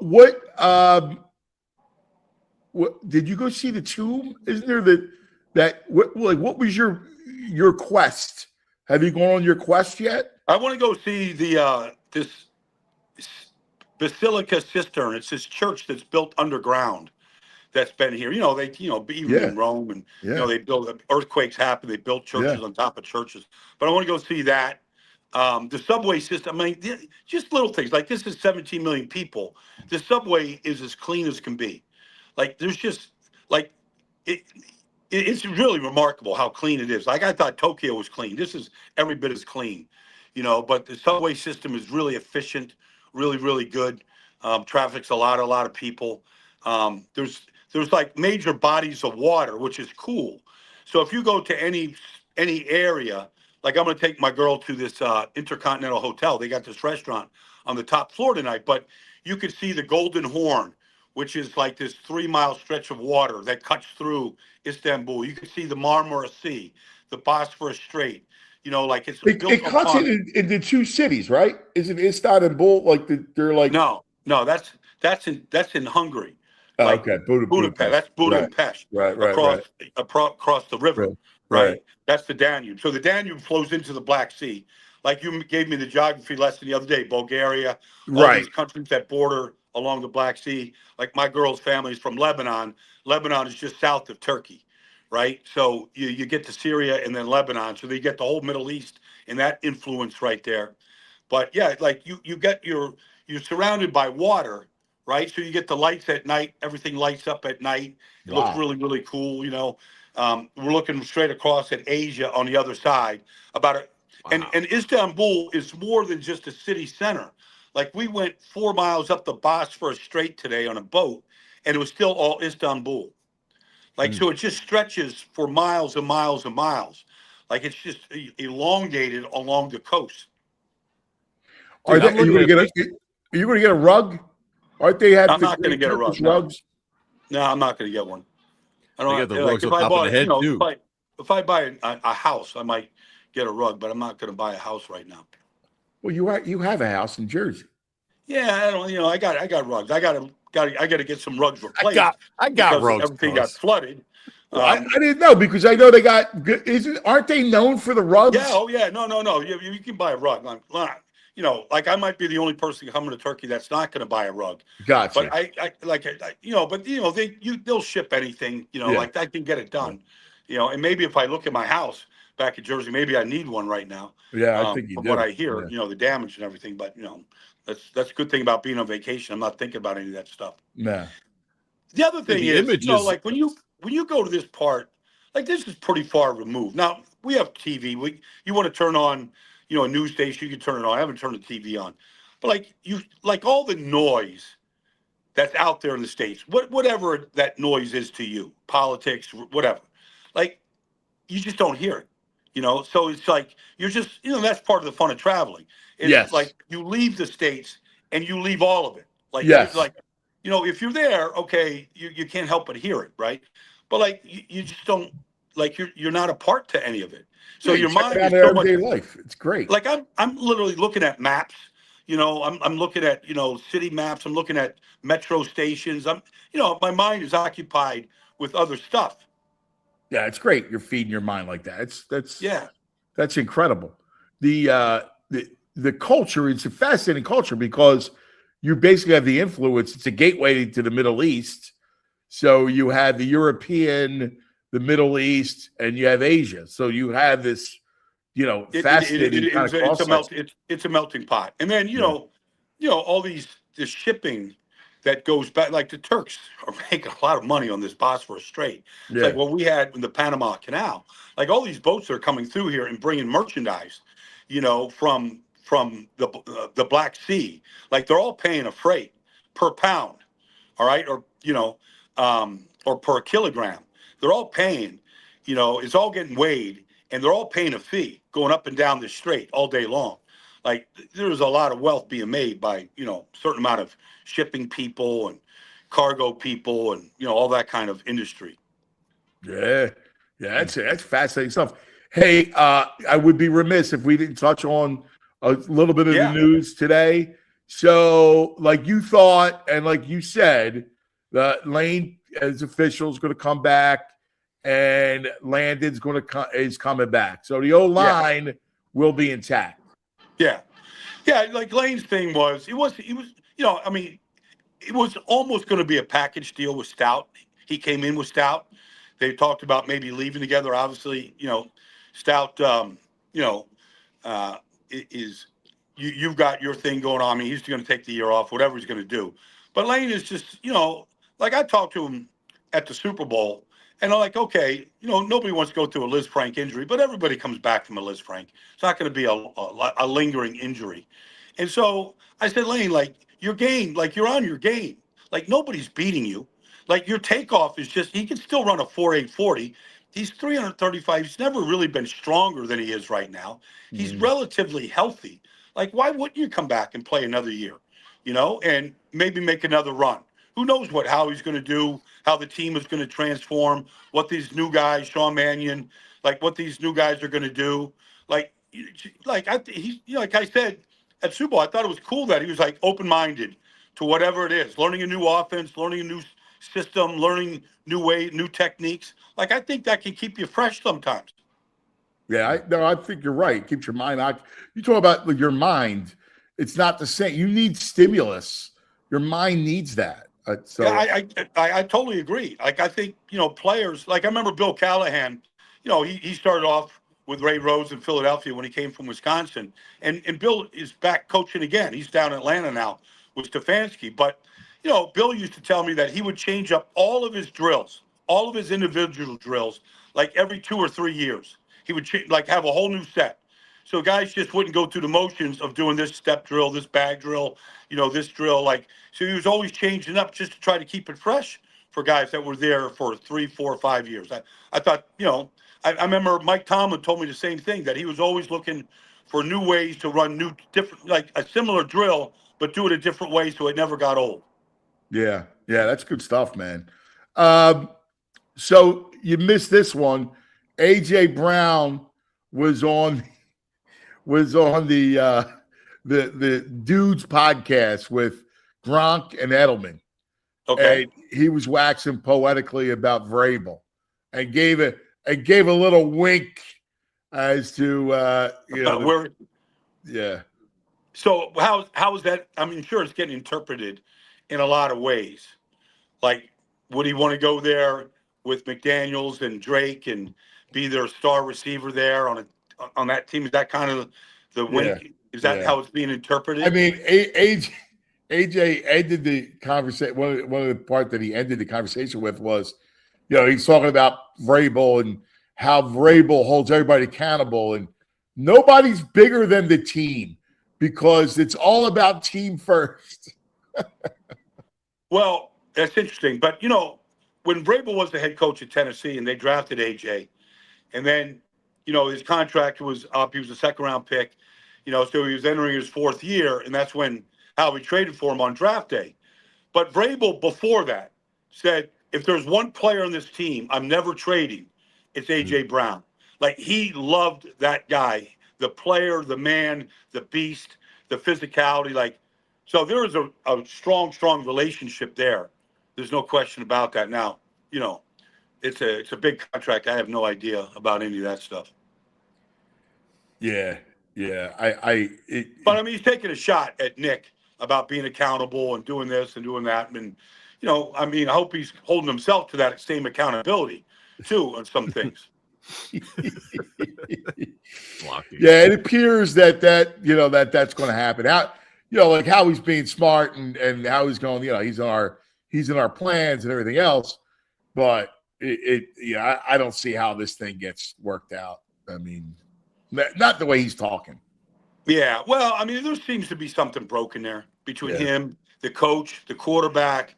Like, it was, it was even when they won a Super Bowl, it didn't feel harmonious. Yeah. It never did. Like, there was always something that was going on that sort of didn't feel like it was, like Seattle has this thing, like you could feel like the camaraderie, like just being around the team, like you could feel it. There never felt like there was any fraction anywhere in that organization at all. And you never felt like that all year here. And even last year when they won a Super Bowl, like there were stretches where it didn't feel right. And so, maybe change is good. Maybe it'd be a good thing. Yeah. Yeah. No, I hear you. So what do you got on tap? So you're going to go to a big fancy dinner tonight? I think I'm going to head out to dinner. I might go up to Cappadocia tomorrow and do some hot air ballooning up there. They got some like pretty wild landscapes up there. We got to like Monday afternoon or something. So I might take a trip up there to Cappadocia. It's a short flight. Maybe jump on a hot air balloon and float around up there. Yeah, I could just stay here. Like, there's still things I want to see here. That's fantastic, brother. What a great trip. Man, Yeah, this good is trip. awesome. So you're flying back Monday and then what, going to Indianapolis? I'm heading to Indy on I got to speak next Friday at this conference at the Combine to this this group of kids that want to try to get into kids. I mean, it's girls, guys, whatever. They're interested in getting into the front office type positions in the NFL. Shefty's talking. There's a bunch of us that are speaking next Friday. But yeah, but Friday nights is always big. I think the quarterbacks might be throwing Saturday morning. I want to see that. See Nussmeier and some of these guys throw. But I'm going to check out 3 days there in Indy, and then I'm heading out to LA March. I'm going to study that whole week after the Combine. I'll be back in Jersey because March 1st all the way to the 7th. Then I'm going out to LA for free agency and kind of run the free agency for the network out there in LA for a few days. Oh, that's awesome. Yeah. Well, when you come back here, We'll grind. I'll grind. We'll some grind. tape No, with I'm going to literally break it down. I'm going to get the top 15 players at every position, start watching, just start grinding some of these guys getting ready, after I see some of these guys at the combine. Yeah, I'm in. That sounds good. Listen, be safe, though. Enjoy yourself, man. You are, you're modern day Magellan. What's up, Look Asian? at you. What a sight. Oh, fabulous. Nice. All right. All right, guys. VP, Cuz, good talking to you, man. We love Always you, a buddy. pleasure. Good stuff. All right. See you, bud. There he is. Oh, That's my awesome. God. Isn't that amazing? Yeah, he's got me wanting to go to Istanbul now. You Never were on my looking list. live at the Bosphorus Strait where Baldy roams. Pretty cool. Yeah. Hey, bro, every other Friday, we get to visit with our friendly neighborhood Rothman doctors. And they give us insight into the world of sports injuries, from our driveway guys to what happens in the pro athletes, right? So today we have a wonderful doctor. Dr. Frank Cortella joins us. We're going to be talking about the fractured leg suffered by Kevin Fiala in the Olympics. Doc, what do you say, buddy? How are you? How's it going? Thanks for having me. Good to see you, pal. Getting ready for the snow. We're going to get hit again. Is that true? Yes. This is my first year owning a house, and it's been miserable. Having to shovel away. Where do you live at? I'm in Newtown, Pennsylvania, actually. So beautiful. So I'm in Princeton. I'm in our office in Princeton right now. So I go all over this region of Jersey. Nice. That's nice. Yeah. So let's talk about Kevin Fiala, all right? Because he suffered that fractured leg. And when an athlete fractures their lower leg, what does the surgery typically involve? Now, we know you're not you're not caring for Kevin. This is just, kind of giving us insight into that world and that kind of injury. Correct. Yeah. So I'm not directly caring. This is more general info. I haven't seen his x-rays or know exactly which surgery is, but I can have a rough idea just based on watching the video. Pretty nasty injury. Obviously, thankfully these are rare, but they do happen. So if you break sort of in the middle of the leg, the shin bone, the tibia, we can put that together usually with a big rod that goes in the whole bone, spans the whole bone, and some screws.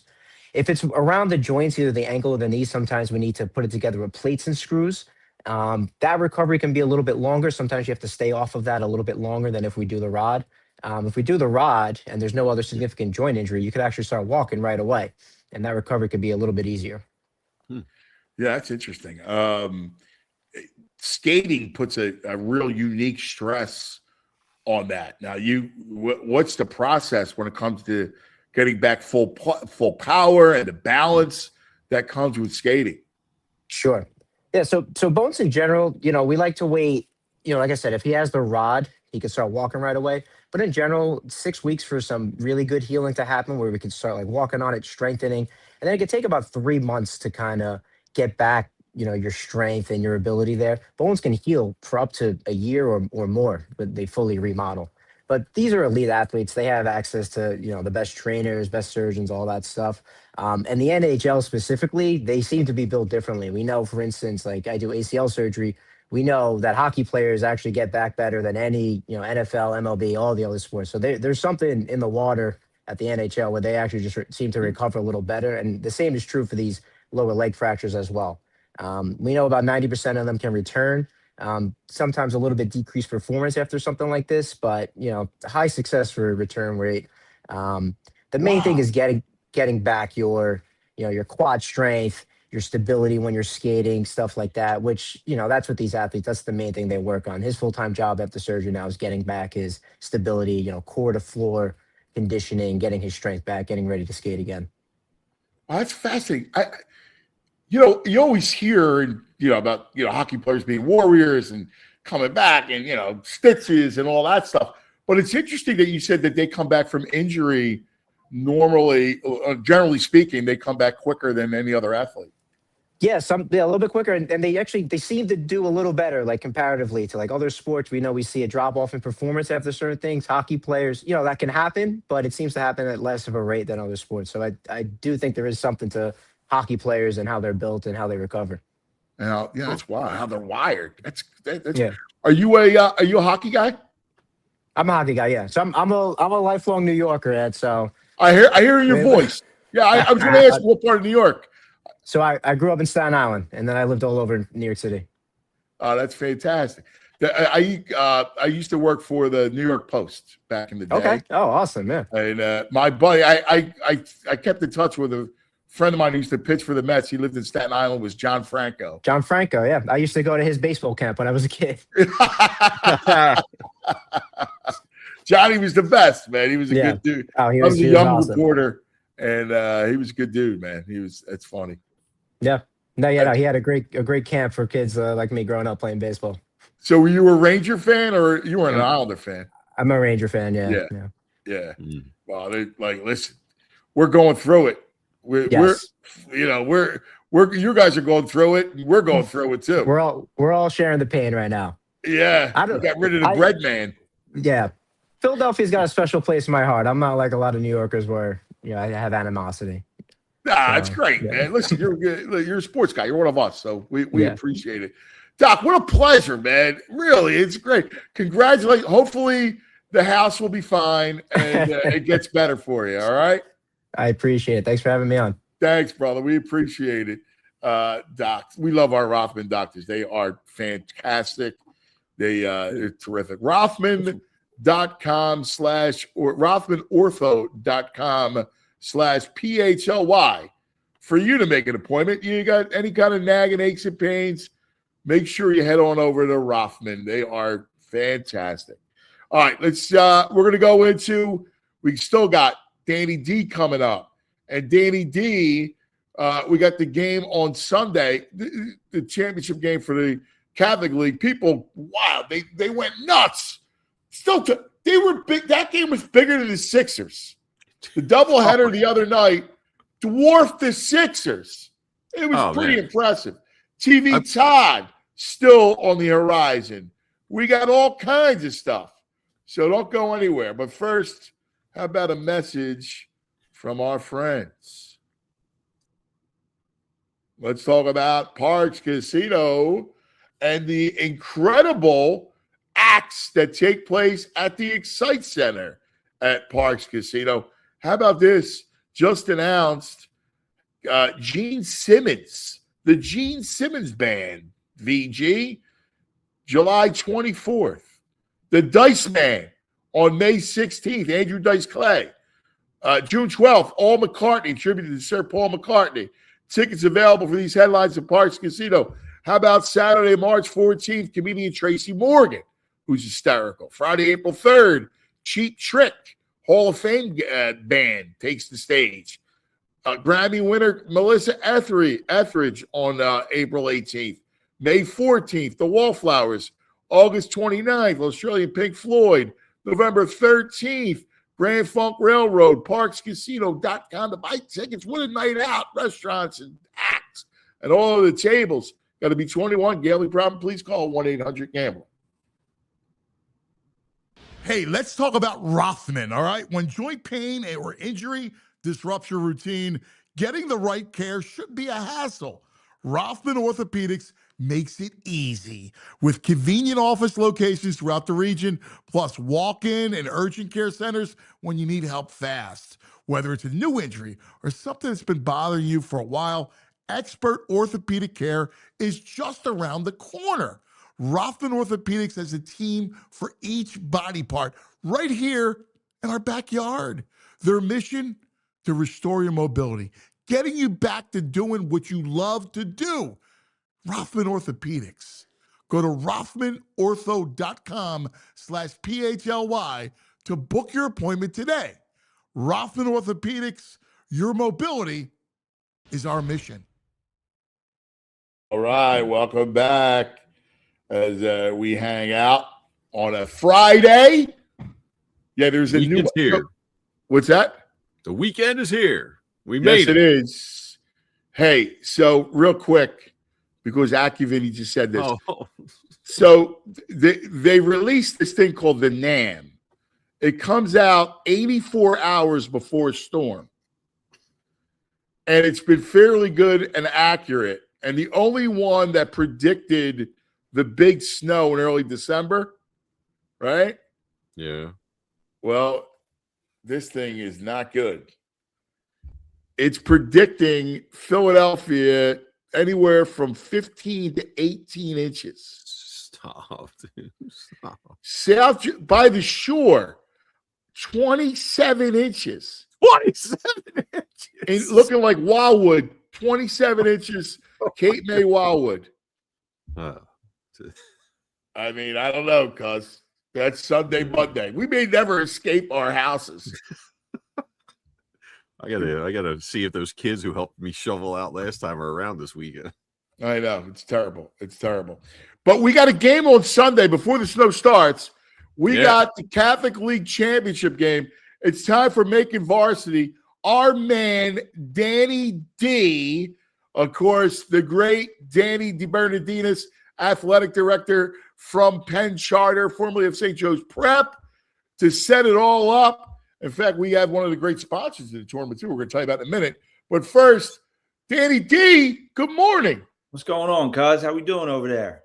Danny. So, dude, real quick, before we get into everything, how could they not figure out a double team for Maxey? That's embarrassing. They throw two at him, and he gives the ball up, and then that's it. Like they don't know how to. They don't run any action. We think we can just space the floor. It's the NBA. They have Daniels on him, who's a long guard, and there was no adjustments. Absolutely no adjustments. It was pathetic. Like they need him to take shots, right? Like so, if you're going to double him, you got to run action, and you got to run through screens. Like you got to fit. And by the way, which should translate into layups and open looks all day long. We look clueless. We make Nurse is making no adjustments. He's doing nothing. He gives it up and then they just recover. It's not like we're not taking advantage of the double at all. Maybe run them off the ball. Like, you got to get creative. Like there's just so many things you could do to try to combat that, and we made no adjustments. Danny, it's brutal, man. Here you go. You drawing them up? Yeah, like Maxey, right? Gets doubled. There's VJ, and there's stiff. No movement by the stiffs. Brutal. I mean, seriously, what are you doing? No, it's brutal. It's terrible. And you know what's funny? The best basketball that has been played in this area took place the other night at Palestra. I agree. I agree. VG would tell you. Awesome. It's good. Awesome. It's a great environment. It's packed. It's louder at the Palestra than it is at the Wells Fargo Center, So let me throw this at you, because I saw the play, the Newman Goretti play, right? And people acted like it was a flat out, block, that it was a horrible call. I was a no call guy there. I'm a no call. I let it play on. Yeah, my boy Boo was like, dude, I just the play that they were talking about, because VG went bananas. Oh, that was a horrible call. That was a block, dude. Horrible call. Look, if it's going to look, he's backing up. He does take it straight. They did change the rule where you don't have to be like not moving, right? Like in NBA high school, like as long as you take it square on. However, it wasn't nearly as much contact as it looks on the video, like being there live. Like, yeah, it was a bit of a flop. He flopped a little bit. So, I like a no call. He got a layup, right? The ref made it really quick. I think he was assuming the contact was going to be a little harder. Like it was because he saw him lining up. He was doing the charge before the kid hit the ground. Dude, that guy was into that call, man. That was his moment. That was his moment. I never saw him charge before where the defensive player's got his feet crossed. His feet were crossed up. I like the no call. And the ref is a good dude. He's a good ref. It was bang, bang. So it is tough. I like a no call there. Our main Tony, the ref, probably would have went no call there. I think no call is the right call. Yeah. I don't think it's a block. Yeah, I like the no call. It's a 1-point game with 30 seconds left, and then you never know, right? Instead, it's going the other way, and I'm more of a no call there. But yeah, it wasn't Yeah, like VG was acting like it was a. Dude, It was. it's a horrible. It was not a horrible call. Charge is horrible. I'm sorry. I don't like that It point. was. Like again, the contact wasn't what I think he thought it was going to be. Because the kid Carter didn't like take it as hard, so he kind of fell back a little bit. Yeah. But yeah, we got a showdown now. So on the Sunday, as of last night, there was 200 tickets available. So it'll be sold out today, completely sold out. So if you're interested in watching it, it's going to be on pay-per-view on SFBN. And our guy Bob Long is on the call. He does all the games. Bob is phenomenal. The best in the high school game calling games. He's so talented and does a great job and, really understands the league and knows the history of it. So if you're home and you want to watch it, because it's going to be sold out, log into SFBN, the pay-per-view, and listen to Bob and his team on the call. I got sent text last night. They are up on StubHub right now. Tickets are on StubHub. They're actually on StubHub plus your tickets right now. That's wild. Absolutely wild. High school games, we made it again every year. We're making it to the secondary market. It's That's incredible. That's absolutely incredible. The Is the Vampire? Are you going, Vampire? Yeah, he'll be down there. I got it. I'm gonna put him next to Fish. Fish is gonna be down there. Oh yeah, cool. Put me next to Fish. Yeah. Yeah. I'll put him next to Fish. The Vampire has incredible seats. People are looking at the Vampire going, "Oh my God, yeah, Vampire Greg." He's one of the boys, man. We gotta take care of him. The amount of promo we do for this Catholic League, we should be courtside. We're talking about these guys every week. Come on. Oh, the show's making varsity, so it's a big part of it. Yeah, VG was, the Plesh was a nice spot for him. He just old. It's really old. He can hang from the top. He gets good. Yeah, that's right. Yeah. A lot of archways up there for him. A lot of He is for Vampire, baby. There's no violations. That's Vampire Greg right there, man. It flows good, man. The interest in this, I put up a little video just of the Father Judge kids chanting, 15 seconds of atmosphere. It's got like 40,000 views. People keep sharing it and liking it. The interest in this is unbelievable. A couple years ago, when it was buzzer beater it looked like Ryan was going to win, and then Roman hit the buzzer beater to beat him. I think it was 2 years ago. The Let Off Sports Center, I did like a quick Twitter recap views wise, and it hit 40 million views of the videos of that game within the first. Are you serious? It's nuts. That's why I said I got to get with Todd, man. There's a lot of interest in it. It's a really cool venue. Yeah, we got to do the doc, man. It'd be a great doc. Man. I think just because, and there's so much footage, like you wouldn't have to. There's just so much footage over the years and so much history, but it's great. So we're down to the Final Four for the PCL. And on the girls' side, it's Carroll and O'Hara, which we kind of had them as the favorite. What time's the girls' game? 12 p.m. So they start us off really talented. We're doing the lines. I had to call my girl Big Burn from Burn O'Neill from Creative Benefits to get, the inside scoop. What's Big Burn say? She's got the Lady Pats in a close one. She really respects Chrissy Dugan, who's the coach at O'Hara. Very talented. But she's got the Lady Pats -6.5. So, wow. Big line. I'm interested to see. I think Cal is definitely the better team. I think they're both really well coached. Bright lights down there. Anything can happen. There's been a lot of upsets over the years on the girl side. But, so we're going with Burn and the Pats in that one. And in the boys' game, we have Father Judge going for back-to-back titles. They weren't in a championship game for 25 years. Now they're in back-to-back titles. And they're going off the legend, Carl Algarel and the Saints. So we'll see if the Saints can get number 12 for Carl. Saints all three. 1, 2, 3, Saints. We're the St. Margaret Saints. Yeah, man. So we'll see. What's the line? Judge has been there. So last year, they graduated the point guard and the big man, which was really important, but they still brought back 4 out of 5 starters, or 4 out of their 6 came back. So they've been there. They know how to deal with it. and they don't get flustered. I mean, they were down 18-3 in the semifinals. Yeah. Wood jumped them. So I think that I put a lot into that. So it's the 4 seed versus the 6 seed, which is crazy. That's just how much parity this league has in the regular season, how crazy it is. But I would say Father Judge is -3.5. See, the vampire's a fraud, right? The vampire made the line 6.5. That's disrespectful. It is. That's what I told him. You Carl, disrespected Carl. And Newman, their guards, they defend, and Judge isn't very guard, like ball handler heavy. Yes. So I think if they pressure them, it could, and look. It's a guard tournament. I agree. So we'll see. I mean, I think 3.5 is probably more. Joe's got a lot of length, man. They do, but it's not like they like to go inside a ton. The whole game comes down to Marquise Newsom. Yeah, like he's been streaky. If he plays like he did in the semifinals, that's game changing. Because he's a little gimpy at the end. I don't know what his leg's like. We got to get him hydrated, brother. He was cramping like crazy. Yeah.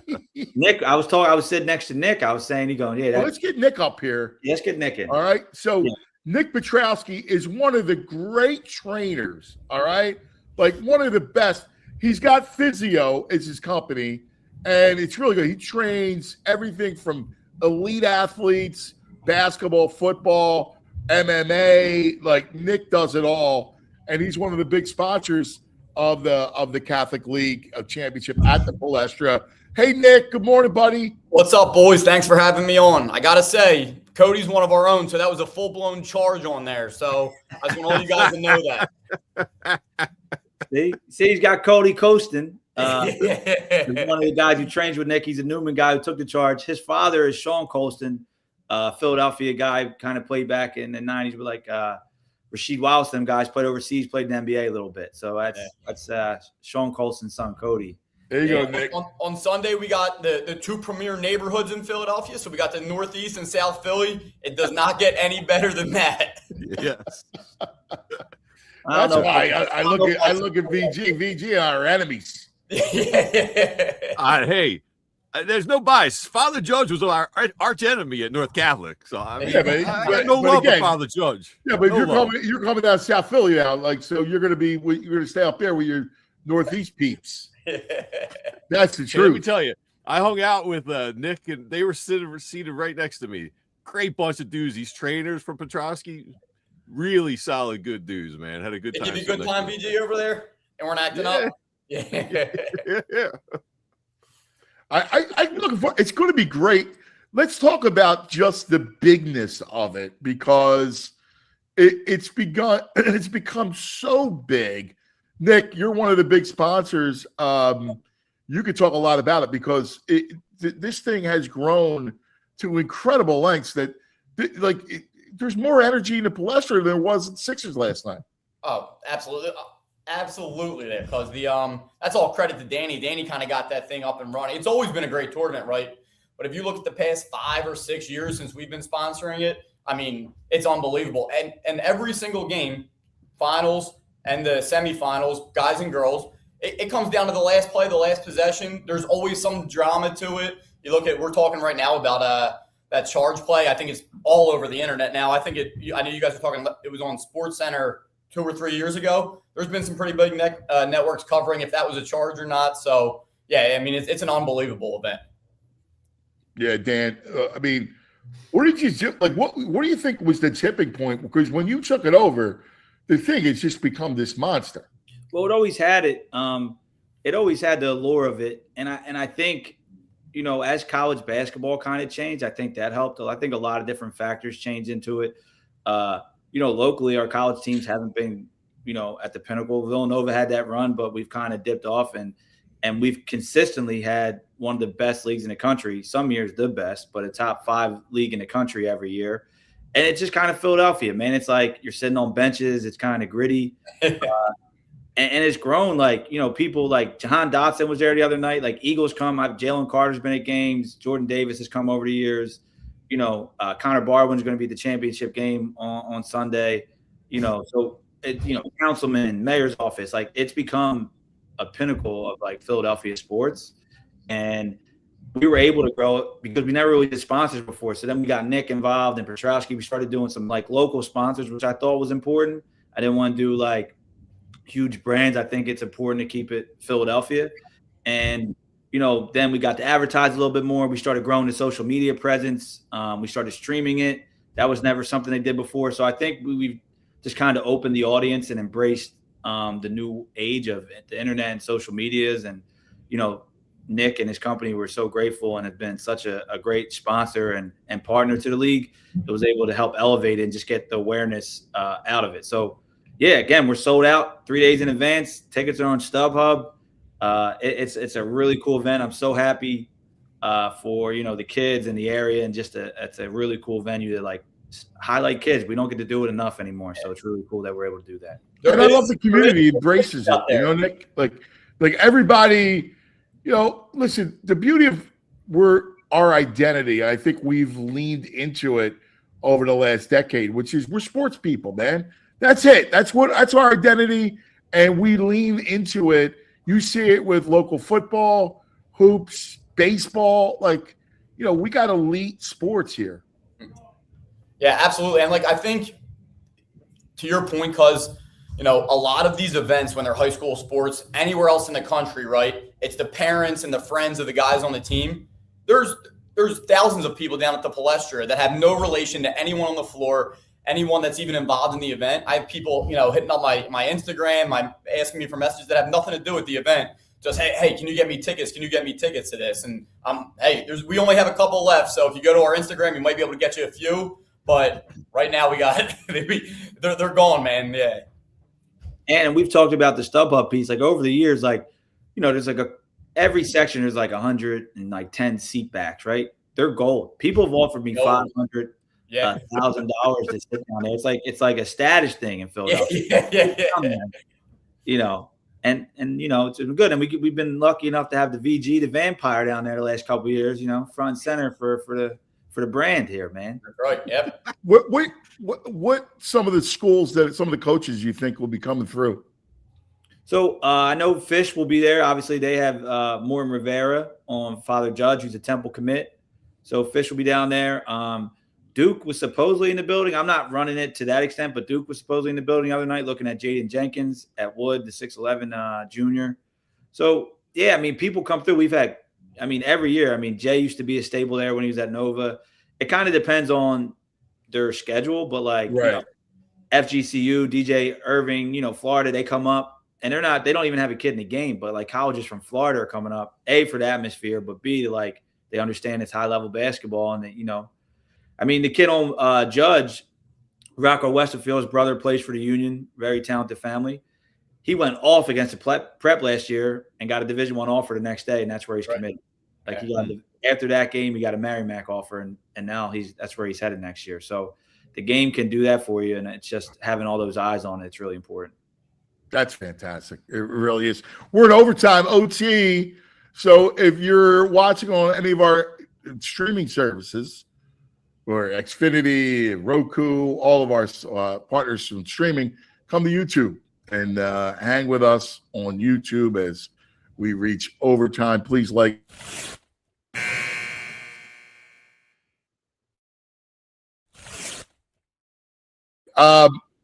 Nick, who's some of the guys that you're training? Let's talk about this for 1 second, because with physio, you know, you do a great job training these kids.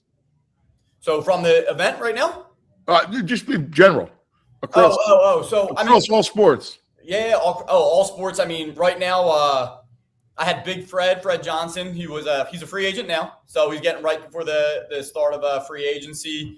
We're actually in a slot. I was able to do this today. He's being a good dad, and he wanted to go to his son's school today and do some time there. So we're in his slot right now. But just outside right now, I got a couple minor league guys that'll leave tomorrow for spring training. And then one of my favorite guys to work with, we'll have a fight coming up soon. Sean Brady, he'll be in at 12. So that's my day today. Yeah, we got to get him on here. He'll talk a little bit. He's the best. UFC's coming back to Philly soon. So we'll have a nice card in August there. But Sean will get a fight before that's coming up. So I got a busy day right after I get off of you guys. That's awesome. Yeah. Hey, one minor league note, or one baseball note. Our own Kevin McGonigal is going to get to start Saturday against the Yankees. Yes, he is. That kid is an absolute player, man. I'm excited for him. It's just great to bring that type of publicity from, they're touting him as I think, top contact hitter in the minor leagues right now. He could break a league team. Yeah, so he's a real player. That's awesome. Yeah, I'm excited for him, man. Yeah, and you've known him for years, and I told you this summer they were saying his progression was way ahead of schedule, where they've invested a lot of money in the infield, and they're like, we're gonna have to move. We're gonna have to move. Yeah, that's right. We can't hold him back anymore. Right? I mean, it's amazing, man. The kid's just a stud. Like, local, love it. Great family, just great people, man. So I'm really rooting for the kid. I love the local story. It's it's just the best. You can't beat it. Yeah. Well, we're gonna have another one on Sunday, boys. It's always great. This is a great thing. Danny, you do such a great job with this thing. I know you're still behind the scenes working on it. It's your baby. You enjoy it. Take a bow, man, because you just crush it. There's a lot of people. BJ Hogan has taken over from LC this year. Is doing a great job. Steve Haig over at the Diocese oversees the media. And you should see how many media requests this guy get for this game. I mean, there's only a certain amount of, everyone thinks they're a videographer to say, but still, like, he gets thousands of requests. There's only 12 spots on the baseline. He has to go through, the Enquirer wants to send 3 people. The Action News wants to send 4 people. Like, it's an event in Philadelphia, and he has to go through all that. So he does a phenomenal job. And BJ, who's the president of the PCL, who, I've helped consult this year with them. They're doing a great job and just keeping it rolling. And it should be a great day Sunday. And who you got giving you the weather? You got Brick from AccuVinny. It's AccuVinny. Man. 2 weeks ago, he told us we were done. He told us 2 weeks ago, no snow the rest of the year. Well, this one took a left turn. Took a left turn. Well, Sunday, we'll be good for the game, but like Sunday night, we'll get nasty. Just got my fields plowed in. Come on, man. Right. Oh, you just got the field. Oh, my God. Yes. All cleared off. We're starting spring sports. Oh, well, guess what? You might have to bring it back out. On speed dial. Yeah. Sheesh. Oh, that's brutal. Yeah. It's baseball, man.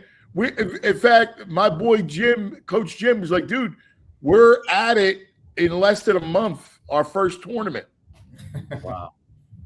Like, here we go. It's on. I got a big game tonight against St. Rose. Oh, wow. Let's go, man.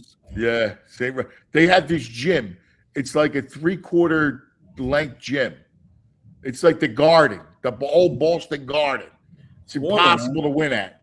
Swarm them. Get that zone. Swarm them. Boys, always great. We love you. Thanks, fellas. All right. See everyone on Sunday, guys. Here they are, Sunday, Danny J, 80. And, of course, Nick, who's one of the great trainers, so putting on a big show. And the Vampire loves his celebrity. You like being a celebrity, Vampire. Dude, I go in and I don't even talk to anyone. No one says hi to me there. I in and out. That's it. Come on, man. You walk with your hand bone. I see you standing up. I got a sandwich board sign on. Hey, dude, you know me? Recognize me? I'm the Vampire. Yeah, come on, man. Autographs. Who wants? You want an autograph? Who wants a picture? You want a picture with me? Yeah, I can see you. You want a picture with me? Now, do you not show up in a picture? Will you just be clear? Like vampires. Pictures are fine. It's the mirrors. I'm not in the mirrs. Yeah, I didn't know. I didn't know. Like nowadays, if it's the picture, like you don't see it. I show up in picture. Yes, it's not in the mirror. You don't see me. All right. Well, I didn't know. I mean, I was going to ask Todd because Todd knows a lot about horror vampires. Yeah. So I was going to ask him if he knew. So but also, I mean, if you want a bit of a heads up about us vampires, everyone's got those welcome mats out in front of their house to say welcome. Bad news. Once that's out, us vampires or any other spirits or anything feel entitled to come into your house with that welcome sign out front. Oh, really? You can't do what? Really? That's against the even the pagans. Like never. We'll never put a welcome mat out. Don't put a mat. A welcome. You can have a mat, but no welcome. Yeah, can't say come on in or welcome. No. No, no, no. You don't want to invite the creeps. Right, exactly. See, I've already been invited to the Palestra. They can't take it back now. I'm in. All right, it's time now. We love him. He's the best. Tell us what to watch. I'm going to sneak in some hockey, too, because Canada's playing right now. TV Todd on the Xfinity Mobile call-in line. Act like a man. You can handle the truth. It's time for TV time. It's Todd. Nothing. 3 minutes to go in the first period. You got Canada, Finland. Ooh. Oh, right now? Yes. Oh, man, dude, how about the last 2 days? Like 5-6 overtime game. I mean, yesterday was just a tearjerker, right? I mean, it was so emotional. USA Canada girls were unbelievable. Unbelievable. Yeah, that was really, I mean, you know, I wasn't really worried until about the last 3 minutes. And then I started to panic a little bit, but I'm so impressed. And I mean, Hillary Knight, what a great, she's going to be a flag bearer at the closing ceremonies. I mean, incredible. Great stuff. I mean, hockey, to me, I know everybody talks about the curling, but hockey's been sensational. Just sensational. Everybody talks about shuffleboard. Wow. Figure skating, too. I mean, Alyssa Liu yesterday was ridiculous. Ridiculous. Who was it? What happened? Alyssa Liu, USA. Okay. Won the gold figure skating. Outrageous. Yeah. I can't wait today, though. We got USA.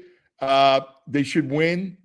And, Sunday. Could you imagine USA, Canada? Wow. Sunday, 8 a.m., grab some coffee and watch the gold. Yeah, man, that's the matchup we all want, right? I was talking to our buddy Todd Glickman from the Flyers, and he's in Cortina. And he saw both those games, that Canada, both overtime games, where Canada looks like they're going to go out, right? Like, and then the next thing you know, there's Suzuki coming up big at OT. Dude, Cheshire had that breakaway at the end of regulation. Oh man, I thought that was going to knock Canada out. Yeah, it was funny. I texted Tooch. I go, dude, Binnington looked shaky, right? Because there was a point where Benny looked shaky, and then next thing you know, he makes like 3 bell ringers in a row. Yeah, listen, you can't count out teams like that. Like, I don't care how late in the game it is. I don't care if Sid's out or not. Yesterday with the women's game, it proved it, right? I mean, we smacked them all over the place in preliminaries and in play, over the last couple of years. And I knew they were going to bring it yesterday. I knew it was going to be a 1 goal. What an amazing rivalry between those two teams. It's always like 1 goal and the shots are almost always even. Yeah, man. Oh, just incredible. All I kept thinking is the last couple of days is, man, the NHL, they better be ready. Like people coming off this excitement and going back to the NHL, they better turn it up. I got news for you. They have to do better than what I saw last night in the NBA. Yeah, that's not good, dude. You know what's amazing, and I want to talk to you about this because of the television aspect of it. And Silver said that his audience, talked about the NBA core audience, and they're talking about more younger people and people. He goes, listen, our audience likes the stuff around it, the content. It's not about the game, but it's about the content. And he said that there's a chance that, I don't know if they would call it simulation or if they would do it like it's holograms playing and not real games. But there is like it's just a program playing a real game, and that could alleviate some of the back-to-back stuff. Boy, if that happens, I'm out. Right?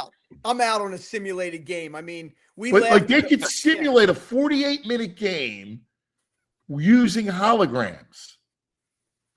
Oh, I mean, just shut it down at that point.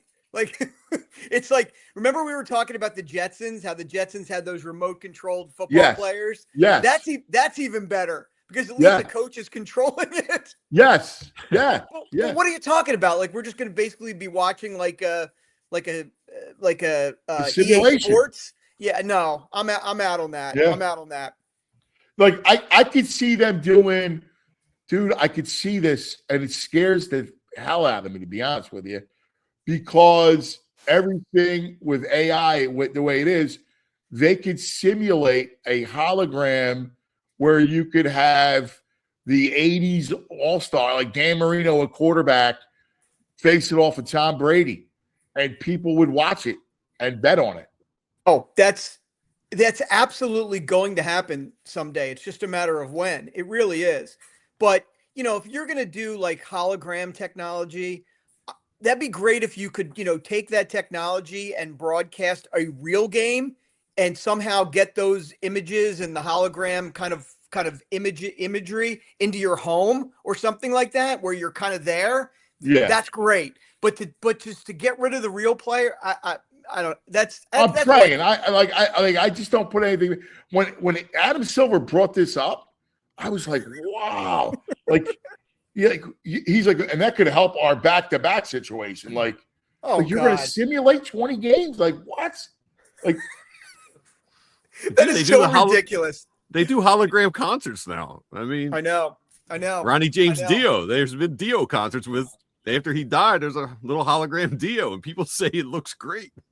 Yeah, people go see it, and I know they were trying to do a whole bunch of others, like Amy Winehouse and you know, do Kiss. Kiss has been talking about it. If anyone's going to pull it off, it's going to be Gene Simmons and Kiss. Yes. Yeah. I mean, it's frightening. The whole thing's it's frightening. But I read this piece, right? And it was about ESPN's ratings in December were through the roof. And they attributed it to college football. And Todd, it's unbelievable what football has become and how the ratings are like everybody is just leaning into it more and more and more and more. Give us more. It's wild. It is, but I just want to caution and say one thing. The ratings, quote unquote, I could talk for hours on this, but I'm not going to bore your audience. The ratings today it's not the same measurement as in the past. You know, years ago, you would need big time Super Bowl numbers or whatever, you know, to really move the needle.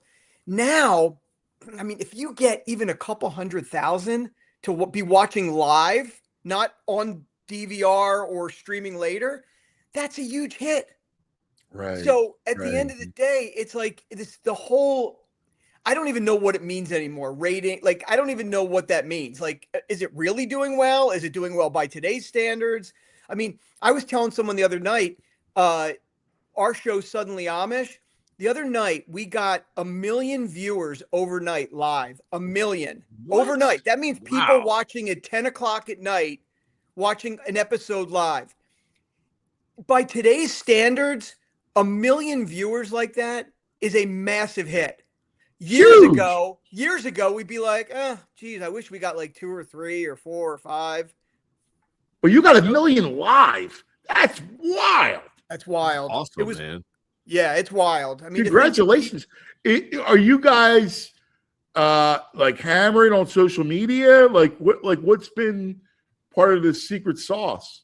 Well, the show itself, I think all shows, I could say this, you know, really do get a social media push, but it has to be more organic. I mean, behind the scenes, when these shows come out, the networks really start, they release clips and imagery and stuff to influencers. Like, they know that's the promotion machine. So you do that all the time, but it takes an organic kind of, you know, situation like we have with this particular show. It's lightning in a bottle. You know, it resonates with people all over the world. They want to come here. They want to try to be Amish. I mean, it's hilarious. But social media, yeah. I mean, I look at all the promotion for a show like this. It could be in People Magazine. It could be on Entertainment Tonight. Like, it's been in all that. But the social media, like, there was one influencer I saw that she put out like a post on Instagram or something about Suddenly Amish. And immediately she had like 2.5 million views for that post. How else? Where else do you get promotion like that? Right. You gave me an idea, right? There is around the area is all the Amish markets, right? Mm-hmm. I would be curious because we have one like a stone's throw from the house, and it's great because the kids like the good meats, it's good stuff, right? Yeah. I'd like to ask the people, like the Amish, what they think about the Amish series. Well, I can tell you the answer to that question because ever since we started to do Amish shows, going back to Breaking Amish, Return to Amish, even Amish Mafia, right back in the day. The funny thing about it is the real Amish, especially in this area. I mean, other areas we've talked about it have more relaxed standards, some of the bishops than Lancaster, but where we shoot like around here, what they all say is they hate us. Really? Oh man, the Amish power just froze them up. Yeah. Talking bad about the Amish, or he wasn't talking bad, but no, there he is. He's back. You froze. Yes, I saw that. So what they all say is they can't stand the production, they can't stand the show, they can't stand us being there. To which I say, wait a minute, you're watching the show? You're supposed to be Amish. How are you watching the show? So, but they do not like us in town. So when we shoot at like an Amish market, like you've just described, we have to be very careful getting permission from the market. We have to blur and make sure no real Amish are seen and that sort of thing. But yeah, they all watch and they pretend they don't. Wow, that's interesting. So you can't even. Wow, that's why. But I would think. I mean, you're showing the culture. Like, what's wrong with that? Like, I love shows about Italian culture. Like, they have the show. I love this. There's a show on YouTube. My wife watches it, and we love it. It's called Pasta Grammar, and it's out of Calabria. And I love these. It's husband and wife, and they go around. And it's all about pasta. And there's a zillion different shapes, but it's the different foods and everything. I love it. Like, I mean, what's the difference between showing that culture and hey, this is what we do, and we're cooking this and we're doing that? You're showing the culture. Well, the difference is in the Amish culture, they're a culture that's closed off to all of us. They don't want us to know about their culture. They want to keep modern society away from them. They want to stay in their little bubble. So by us exposing it and showing the world what the Amish are like, that's a real violation for them. Yeah. Yeah. Fascinating stuff, man. It's just, it's really interesting. Yeah. So getting back to the live sports element, like ESPN, it's funny, like ESPN thought Major League Sunday Night Baseball was too expensive, and they got out of the deal. They're going to do women's sports on Sunday night, and NBC will have Sunday Night Baseball. I think it's interesting that they don't view baseball as moving the needle. No, isn't that crazy? I know. Is it just because there's so many games that the audience is just kind of watered down? I mean, I don't get it. I don't either. I mean, especially when you get into times where it's just baseball. The fact that you would have a good marquee matchup. I mean, why would just by accident? I think you'd be worth it. Absolutely, I agree. I totally agree with you. I don't get it. I mean, it's changing so fast. I mean, when you look at the trades, you see that sports content has been growing and growing and growing and growing. I think a lot of it out there is very vanilla and very bland, and to be honest, quite boring. But one thing that I've always felt was consistent was live games. Appointment television. I thought that would be where it all is. I don't know. I'm with you. All this content that's out there. All these docs, like I'll be honest with you, the Philly one, I mean, I love the moment, but the doc itself, I didn't find it like I agree. groundbreaking. I agree. I was very disappointed in that. Oh, there's some good moments with Nick Foles and Doug Peterson, but other than that, I thought it was a pretty mediocre show altogether.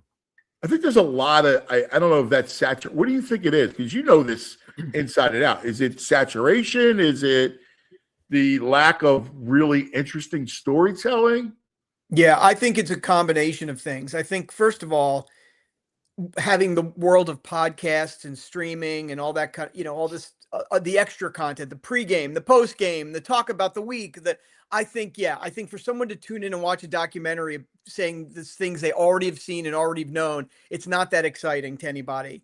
But also the budgets for those kinds of shows are so low that it's just grabbing a bunch of archival.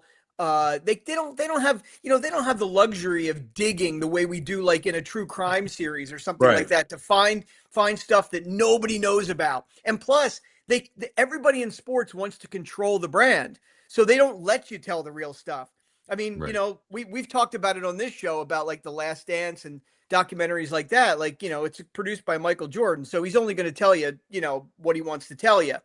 No one wants to go in and do the real stuff and tell the real story, which is what the three of us would love to watch. Right. Yeah, it's so interesting, man. The how it all is and what it's become. Real quick, Hollywood. There is a shift going on, and I know you'll see this. Like I see it all over my social media. But the studios now in North Jersey and South Jersey, right by the Pine Barrens. There's Netflix has a big studios. I saw Spielberg leaving California. Is Hollywood losing its grip on entertainment? Yeah. They've been losing their grip on entertainment. I mean, the people have been leaving LA in droves and going to, the entertainment people going to Texas and other places. Yeah. I mean, the reality of the world is you don't need to be in Hollywood to make great content anymore. In fact, it's oftentimes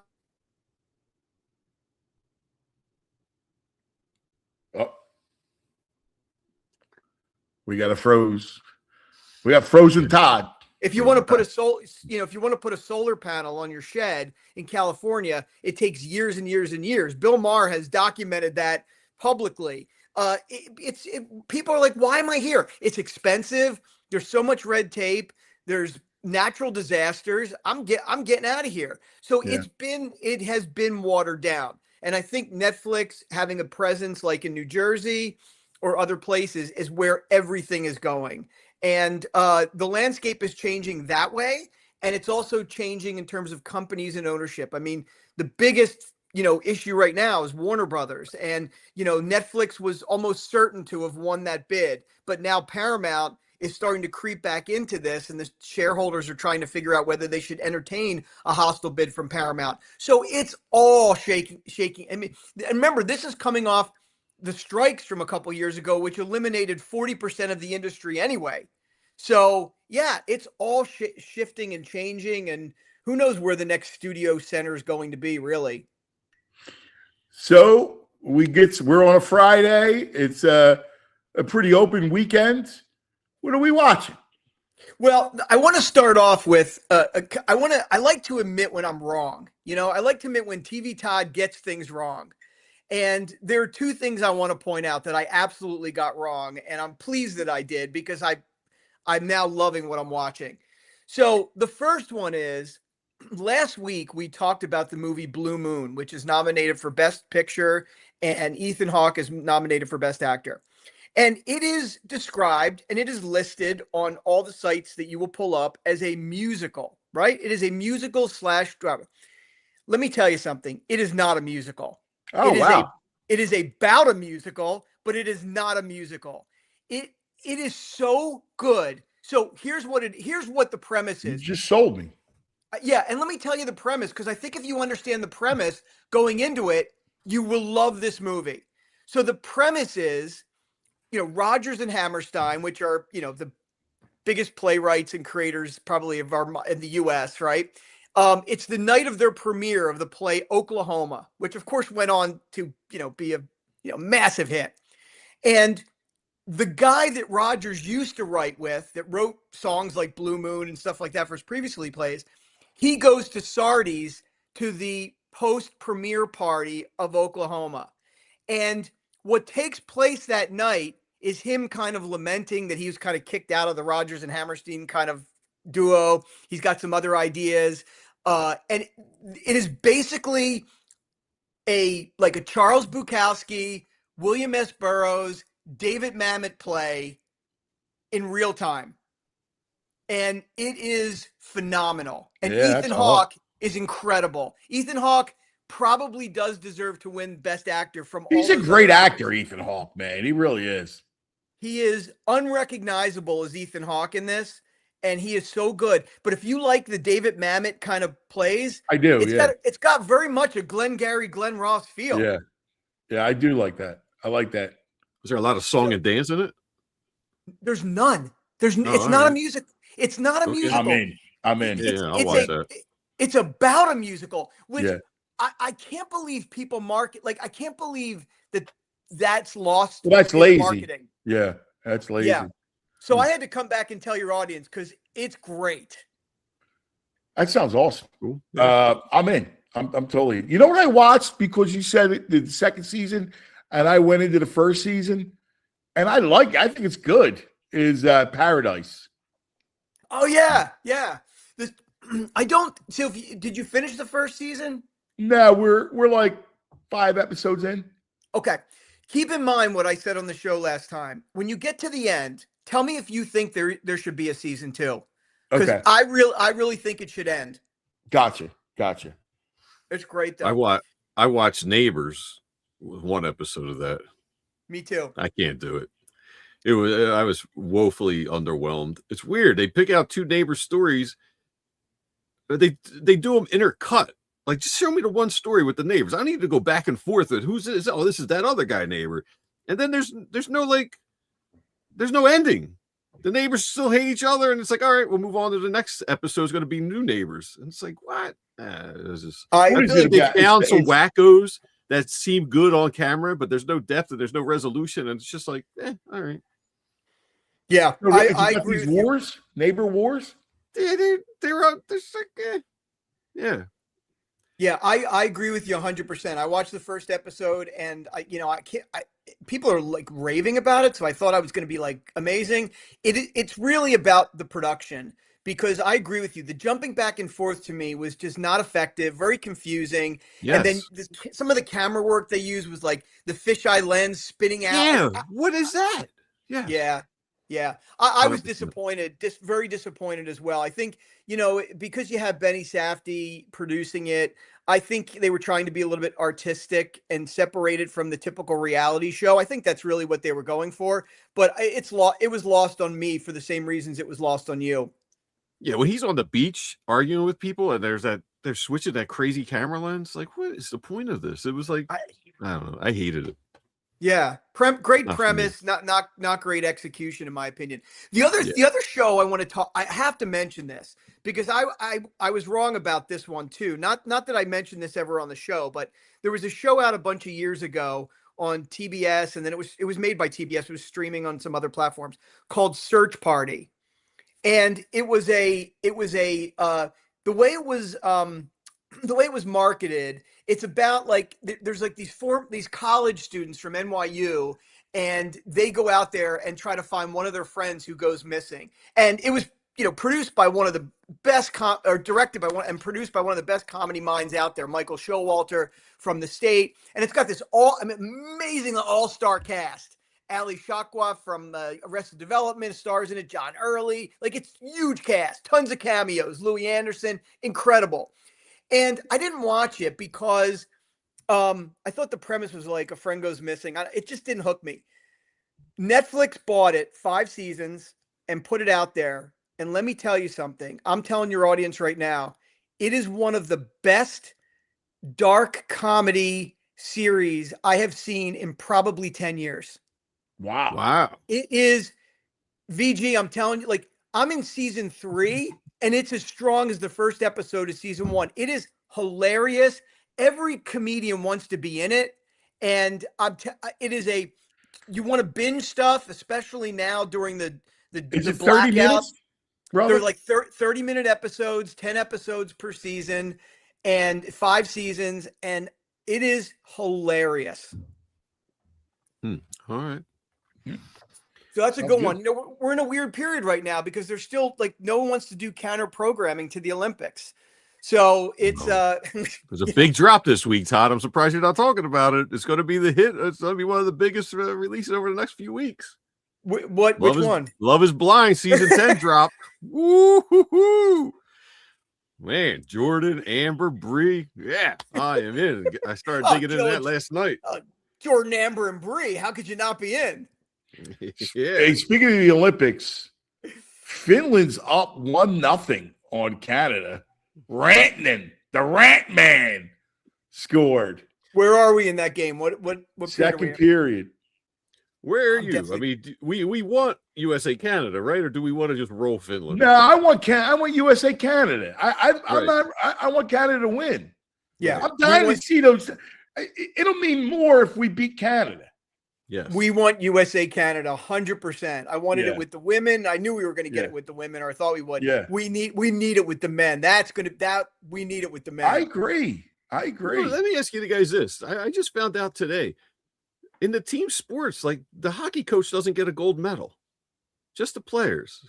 I just heard that too. That's insane. I never heard that. Why? He had to ask the player to look at it. They only give it to the athletes. And I get individual sports with coach, but you got a coach of a team of like 20 people. The coach should get a gold medal. That's crazy. Yeah. And it's true for soccer too. Like the women's soccer, like I read the story there that was an outrage during the Summer Olympics that the soccer coaches don't get medals. Yeah, it's wild. So the Dream Team coaches never got medals? I don't think so. It's probably I don't know for a fact, but it's probably like, like in my business, like when you win an award, like you win an Emmy or Critics' Choice or whatever, you get a certain amount of them and then you could order as extras. So I wonder if they can buy a gold medal afterwards. Oh, that's big. So the coach got to buy his own gold medal. That's a fugazi. You got to get it. They should get one during the award ceremony, during the medal ceremony. They should get a medal. Come on. Exactly. Of course. I mean, they're crying. They work so hard. They work for years. I mean, insane. Yeah. Hey, I can't wait. I saw the trailer, man. I can't wait. Peaky Blinders, bro. Oh, my God. Todd, this is going to be so good. So he's the greatest, man. He's a great actor. So here's a question for you, cuz. Are you going to go to the theater to see it, or are you going to wait to see it on Netflix 10 days later? So we don't go out, right? Like we're just homebodies. And I think, I got to go to the theater with my wife and just get away from life and go see it. Yeah, that's what I'm going to do. I'm going to see it in the theater. Well, you see, you're a theater man. Yeah, which is great, and I think I can't wait for it. I can't. I love the character, Tommy Shelby. I love it, and it's an excuse to rewatch. I've seen it like a couple of times, and I just choose to go back and watch it again. Absolutely, I'm definitely going to do a little bit of a rewatch. It's been so long that I want to get ready for this one, for sure. I'm going to see that in the theater. This week in the theater, not a ton coming out. What's funny is VG, you'll maybe appreciate this. The two of the biggest releases this weekend are music documentaries in the theaters. The McCartney Man on the Run, which is about the Wings. I mean, we've seen endless Beatles documentaries, but we don't see much on the Wings, and I think it's supposed to be really interesting. And the other one is Baz Luhrmann is going back, and he found all this extra footage of like the Vegas residency of Elvis, and it's a major release where it's like you see the Elvis concert, like his residency, and it's all this footage that you never saw of Elvis behind the scenes, all this kind of stuff, and that's a major theatrical release this week. Wow, dead week. Give me Elvis. Well, you know what else is up? I mean, I lean Elvis over Paul McCartney wings. I am not a Wings fan at all. Oof. I am. I'll see both because I just love documentaries. That's lacrosse, right? That's Wings? lacrosse. It's funny. Lacrosse. Yeah, it's about Paul McCartney playing indoor lacrosse. There's a horror movie that some people are very interested released today called Psycho Killer. And the reason people are interested in it is it was written by Mechanicsburg, Pennsylvania's own. So my neighbor, Mechanicsburg, Pennsylvania, Andrew Kevin Walker, who wrote Seven. Wow. Oh, wow. Yeah. So people are really excited to see him, his new film. That's this weekend too. But listen, there are things to stream at home. I know we have limited time, so I'll just roll them off for your audience. There's a new series my wife and I are absolutely loving called How to Get to Heaven from Belfast. It's an Irish series. Yeah, it's really good. It's by the people who did. I'm already Dairy in Girls. on the title. I'm in. Yeah. Did you VG? Did you watch Dairy Girls? I did. The Pagan loved Dairy Girls. Yeah, it's the same writer, showrunner. Okay. So it's really good. It's about these like four friends, and one of them is dead, and they have to like figure out this whole mystery, but something happened when they were younger. But it's very much Dairy Girls kind of comedy, twisty, turny, fun, hilarious, Irish. Right. It's pretty British. It's in it too. It's really, really good. We're loving it. Just because it's different. It's very different. Shoresy is back for season 5 this weekend. That is, talk about a spot on show that nails hockey culture. I don't think anything has ever nailed hockey culture since Slapshot the way that this show does. Incredible. But you got to watch with subtitles on because it moves fast. It moves very fast. The fastest chirping I've ever seen in a television show. It's really, really great. So that's coming out this weekend. And then, there's a couple other shows that are just killing it. Like The Beauty is killing it on FX. It's really good. If you like The Substance, you'll love The Beauty. It's a really good series. Memory of a Killer is out with, what's his name from Sopranos? Christopher. What's his Michael Imperioli. Yeah. And he's in that. I thought. Yeah. Wait, who's the star? I thought the star was the star is Patrick Dempsey. Right. I didn't know Michael Imperioli was in there. Yeah, he's in it too, and that show is really done really, really well. And it's about a hitman that has Alzheimer's. Yeah. That show's doing really, really well. And and there's I want to leave you with this too. There's a movie because VG, I think you may like this too. It's on Netflix. It's called Bunny, Bunny, Bunny. And it's really good. I watched the first half of it the other night because I was so intrigued and I wanted to talk about it on the show.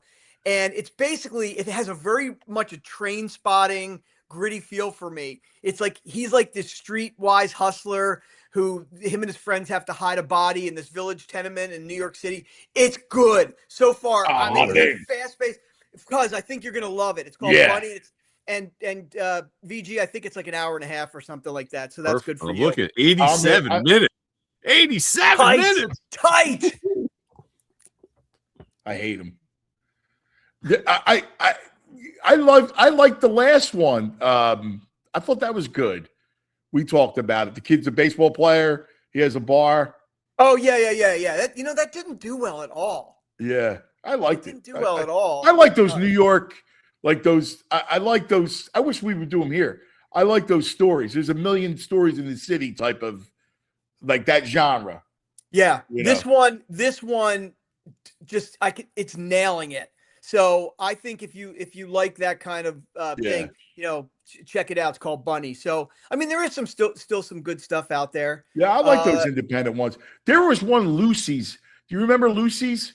No. Mm-mm. You go back and watch. You would like it. It's one of the same thing. New York, Lucy's like they call cigarette. Like if you wanted one cigarette, Lucy. Oh, okay. And it's that spelling.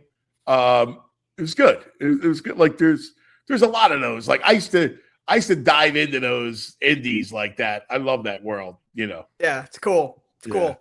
Hey, listen, I should mention this for your audience. It's TV related, but if any of your audience wants to get out there this weekend and they're fans of the TV show Below Deck on Bravo, I represent Captain Sandy, who's one of the big captains on that show, and she's going to be at the Oaks home show this weekend at the Oaks Expo Center tonight and tomorrow. And the captain, she sells that. I mean, she is mobbed everywhere she goes. That's cool. She is incredible person, and that show has such a big fan base. So she's right there in Oaks. So your fans could go check her out and meet her this weekend. That's cool. That's awesome. Captain Sandy, that's awesome. That's good stuff. Brother, we love you, man.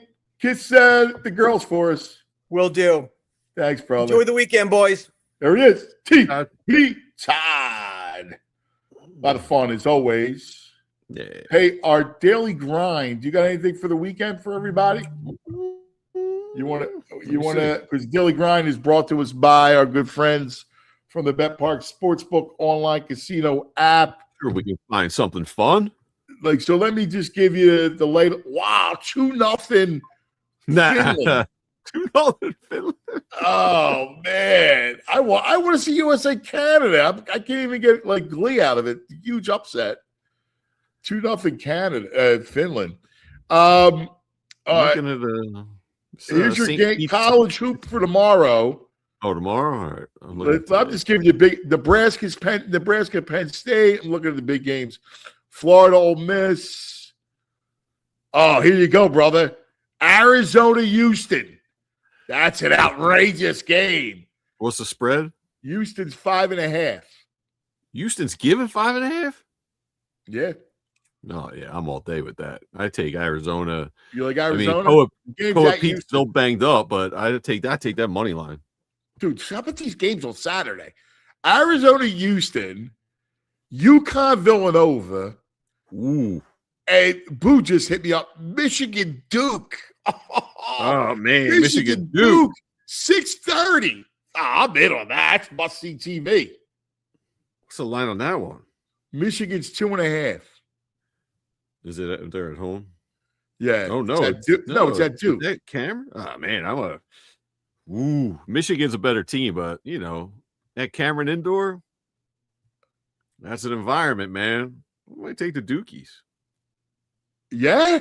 Against Michigan? I mean, I think Michigan's the second best team in the country, but, it's got these spots. Like, dude, it's a neutral site. It's at Washington, D.C. It's at Edward Jones. All right, then give me. It's the Edward Jones Capitol Showcase in D.C. What the heck is that? I don't know. That's awesome, dude. Ooh, BYU, Iowa State to finish out the night, too. That's actually great basketball. My God. Then you go Arizona, Houston, and then into Duke, Michigan, into BYU, Iowa State. That's great. Yeah. That's great ball. UConn, Villanova, too. Let's get a trash pick for tonight. Iona minus 1.5 for St. Pete's. Iona at home. I like them. Okay. All right. There you go. That's good college basketball brought to us by the Bet Park Sportsbook online casino app. That's your daily grind for today. Phillies action. We got grapefruit action. Cannot wait for baseball. Just the clips of seeing baseball tomorrow. Phillies and Jays. Yeah, we do a string of days now, I think. I think our man Corey Simons said that today's the last day without a Phillies game for a while. Yeah, ain't that nice? It's going to be good. Give us some baseball, baby. Can't wait just to see it and hear the sounds of the game. Yeah. All right. Let's go. Here we go. Back in the day. We're going back. We're going back. We're going back in the day with True Mark. Oh, yeah. All right, we got a little TV Todd today, so I'm going TV. This is a Flintstone. At the end of a Flintstones episode, they put this commercial on back in the day. The Flintstones has been brought to you by Winston, America's best-selling, best-tasting filter cigarette. Winston tastes good like a cigarette should. What? That's a violation. You got Fred and Wilma smoking a Winston. Look at grabbing a smoke. Yeah, they might have had a little private time, fired up some cigarettes afterwards. Oh, that's a great one. All right, that's going to do it for us. Hey, Jules, great job. Ethan, Ben, everybody.